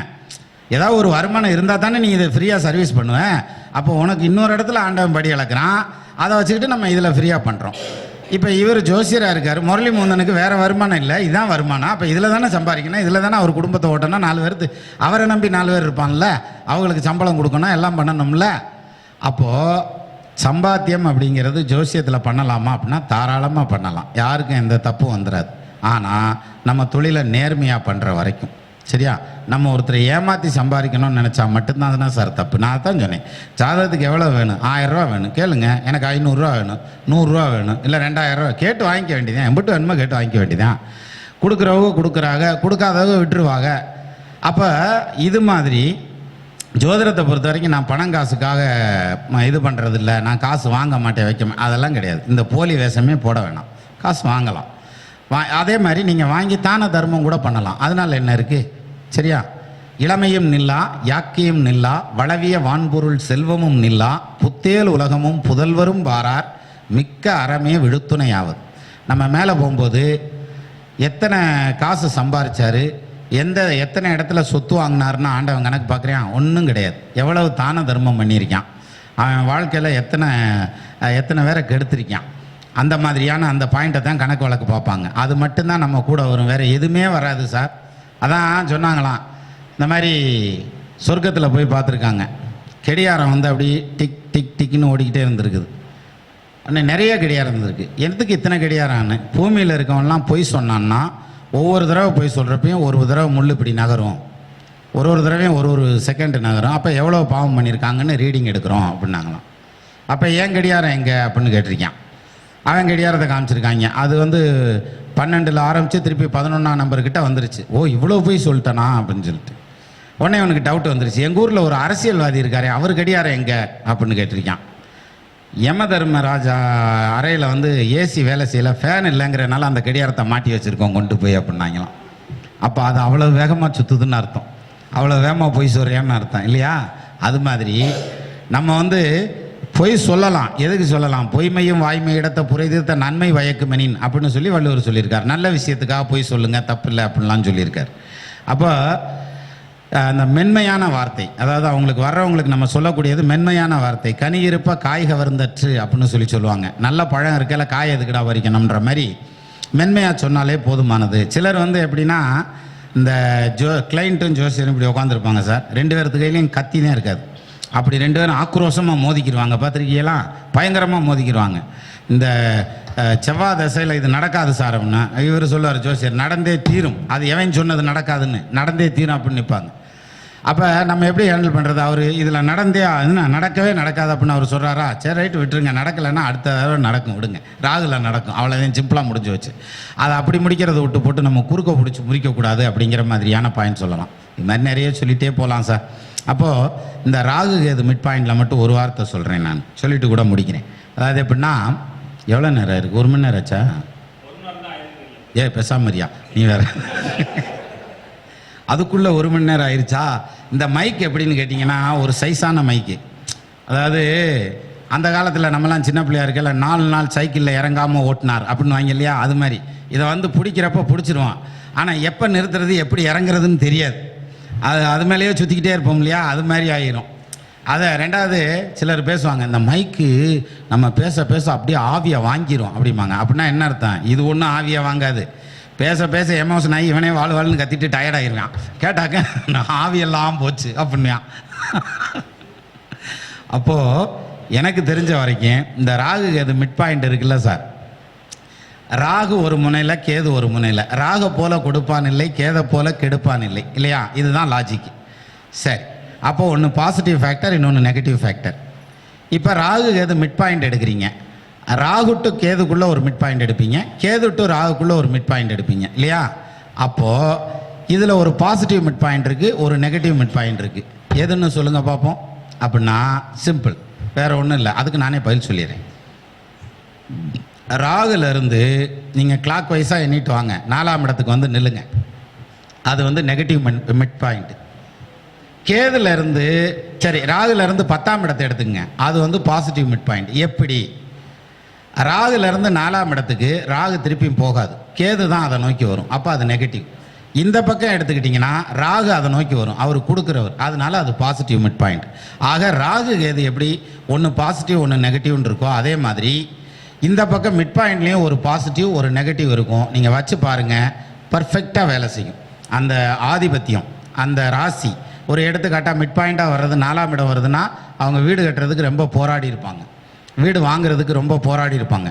4ஆம் இடத்துல சுக்கிரன் இருக்குது, அந்த மிட் பாயிண்டில் சுக்கிரன் இருக்குது அப்படின்னா மனைவியோட போராடிக்கிட்டு இருப்பார். அதை ஒன்றும் செய்ய முடியாதுன்ற மாதிரியான அமைப்பு. ஸோ இது மாதிரி. அதே இது ராகுக்கு 10ஆம் இடத்துல அந்த சுக்கிரன் இருந்துச்சுன்னு வைங்களேன், கல்யாணத்துக்கு அப்புறம் பெரிய ஆளாக வளர்ந்துருப்பாங்க அவங்க. ஸோ இது மாதிரி ஒரு வளர்ச்சியும் இருக்குது, ஒரு இது இருக்குது. இது மாதிரி நிறையா ஆராய்ச்சி முடிவுகள் நிறைய சொல்லிக்கிட்டே போகலாம். அனுபவம் வர வர நீங்களும் எல்லாத்துக்கும் சொல்லுவீங்க. என்னை பொறுத்த வரைக்கும் உங்களுக்கு தெரிஞ்ச எல்லா பாயிண்ட்டையும் எல்லாத்துக்கும் சொல்லிக் கொடுங்க. என்ன காரணம் தெரியுமா? நீங்கள் சொல்கிறத யாரும் புரிஞ்சுக்க மாட்டாங்க. யாருக்கு புரியணுமோ அவங்களுக்கு மட்டும்தான் புரியும், பாக்கி யாருக்கும் புரியாது. அதனால் தைரியமாக சொல்லலாம், நீங்கள் எவ்வளோ நாளும் சொல்லலாம். புரிகிறவங்களுக்கு தான் புரியும், மற்றவங்களுக்கு புரியாது. இப்போ ஜோசியம் தெரியாதவங்களை இங்கே கொண்டு வந்து உட்கார வச்சிங்கன்னு வைங்களேன், 10 நிமிஷம் உட்கார மாட்டாங்க சார். யார் பேச்சாடா பேசுகிறாங்க, எப்படித்தான் உட்காந்துருக்காங்கன்னே தெரில, கொலையாக கொண்டுக்கிட்டு இருக்காங்க, காலையிலேருந்து வேற பேசுகிறாங்களாமா. எனக்கு ரொம்ப ஆச்சரியமாக இருக்கியா, அப்படியே உட்காந்துருக்காங்க, அப்படின்ட்டு போயிடலாம் அசையாமல் அப்படின்ட்டு போயிடுவான். சரியா? நம்மளால் பண்ண முடியாது சார். அப்போது அந்த சப்ஜெக்டில் இன்ட்ரெஸ்ட் இருக்கவங்க தான் கேட்க முடியும். இதுக்கு தான் பிரமாதமான ஒரு கவி உண்டு. நற்குணமுடைய வேந்தை நயந்து சேவித்தல் ஒன்று, பொற்புடை மகளிரோடு பொருதியே வாழ்தல் ஒன்று, பற்பலரோடு நன்னூல் பகர்ந்து வாசித்தல் ஒன்று, சொற்பெரும் இவைகள் மூன்றும் இம்மையில் சொர்க்கமாம். என்ன இந்த பிறப்பில் சொர்க்கத்தை போல இருக்கிறதுங்கிறது நமக்கு பிடிச்ச சப்ஜெக்டை 4 பேரோட உட்காந்து பேசி பழகி இப்படிலாம் பேசுகிறோம்ல உட்காந்து, இதுதான் சார் சொர்க்கம். அந்த வகையில் நம்ம எல்லாரும் சொர்க்கத்தில் இருக்கோம்னு அர்த்தம். ஸோ அந்த வகையில் அப்படி ஒரு வாய்ப்பை, நல்ல வாய்ப்பை உருவாக்கி கொடுத்த முரளி முகுந்தன் அவர்களுக்கு முதற்கண் நன்றியை சொல்லிக்கிறேன். இப்போ அவர் என்ன பண்ணுறாருன்னா, வேஷம் கட்டுறதுக்கு எல்லாம் ரெடி பண்ணியிருக்காரு. நீங்கள் நல்லா பாருங்கள், இந்த கிரீடத்தை வச்சுக்கிட்டு இந்த மாலையை போட்டுனா இந்த ரோட்டில் நடந்து போய் அங்கே காரில் உட்காந்துக்கிறதா, இப்படியே வீட்டுக்கு போகிறதா, யாரோ ராஜஸ்தான்லேருந்து வந்திருக்காங்க போல இருக்குன்றாங்கல்ல வீட்டில். ஆனால் நம்ம இதில் சொல்லுவாங்க இல்லையா, நம்ம முகுந்தன் ஃபங்க்ஷனுக்கு வந்தோம்னா நம்மால் வந்து அரிதாரம் பூசாமல் விடமாட்டார். கரகாட்டக்காரன் மாதிரி சோடிச்சு தான் அனுப்பார். இந்தியாவிலேயே ஏன் உலகத்திலேயே கார் வச்சுருக்க கரகாட்ட கோஷ்டி நாங்கள் மட்டும்தான்ல, அந்த கணக்காக தான் இருக்கேன். ஸோ அந்த வகையில் இந்த ஒரு நல்ல வாய்ப்பை மீண்டும் கொடுத்த திரு முரளி முகுந்தன் அவர்களுக்கு நன்றியை சொல்லிக்கிறேன். அது மட்டும் இல்லாமல் அவருக்கு இத்தனை பேர் வந்து சப்போர்ட் பண்ணுறீங்க இல்லையா, அது ரொம்ப பெரிய விஷயம் சார். தொடர்ந்து இந்த சப்போர்ட்டை கொடுங்க.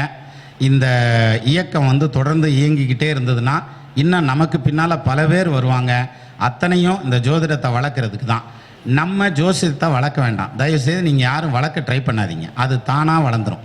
ஏன்னா உங்கள் காலத்துக்கு முன்னாலேயே வளர்ந்து தான் இருந்தது.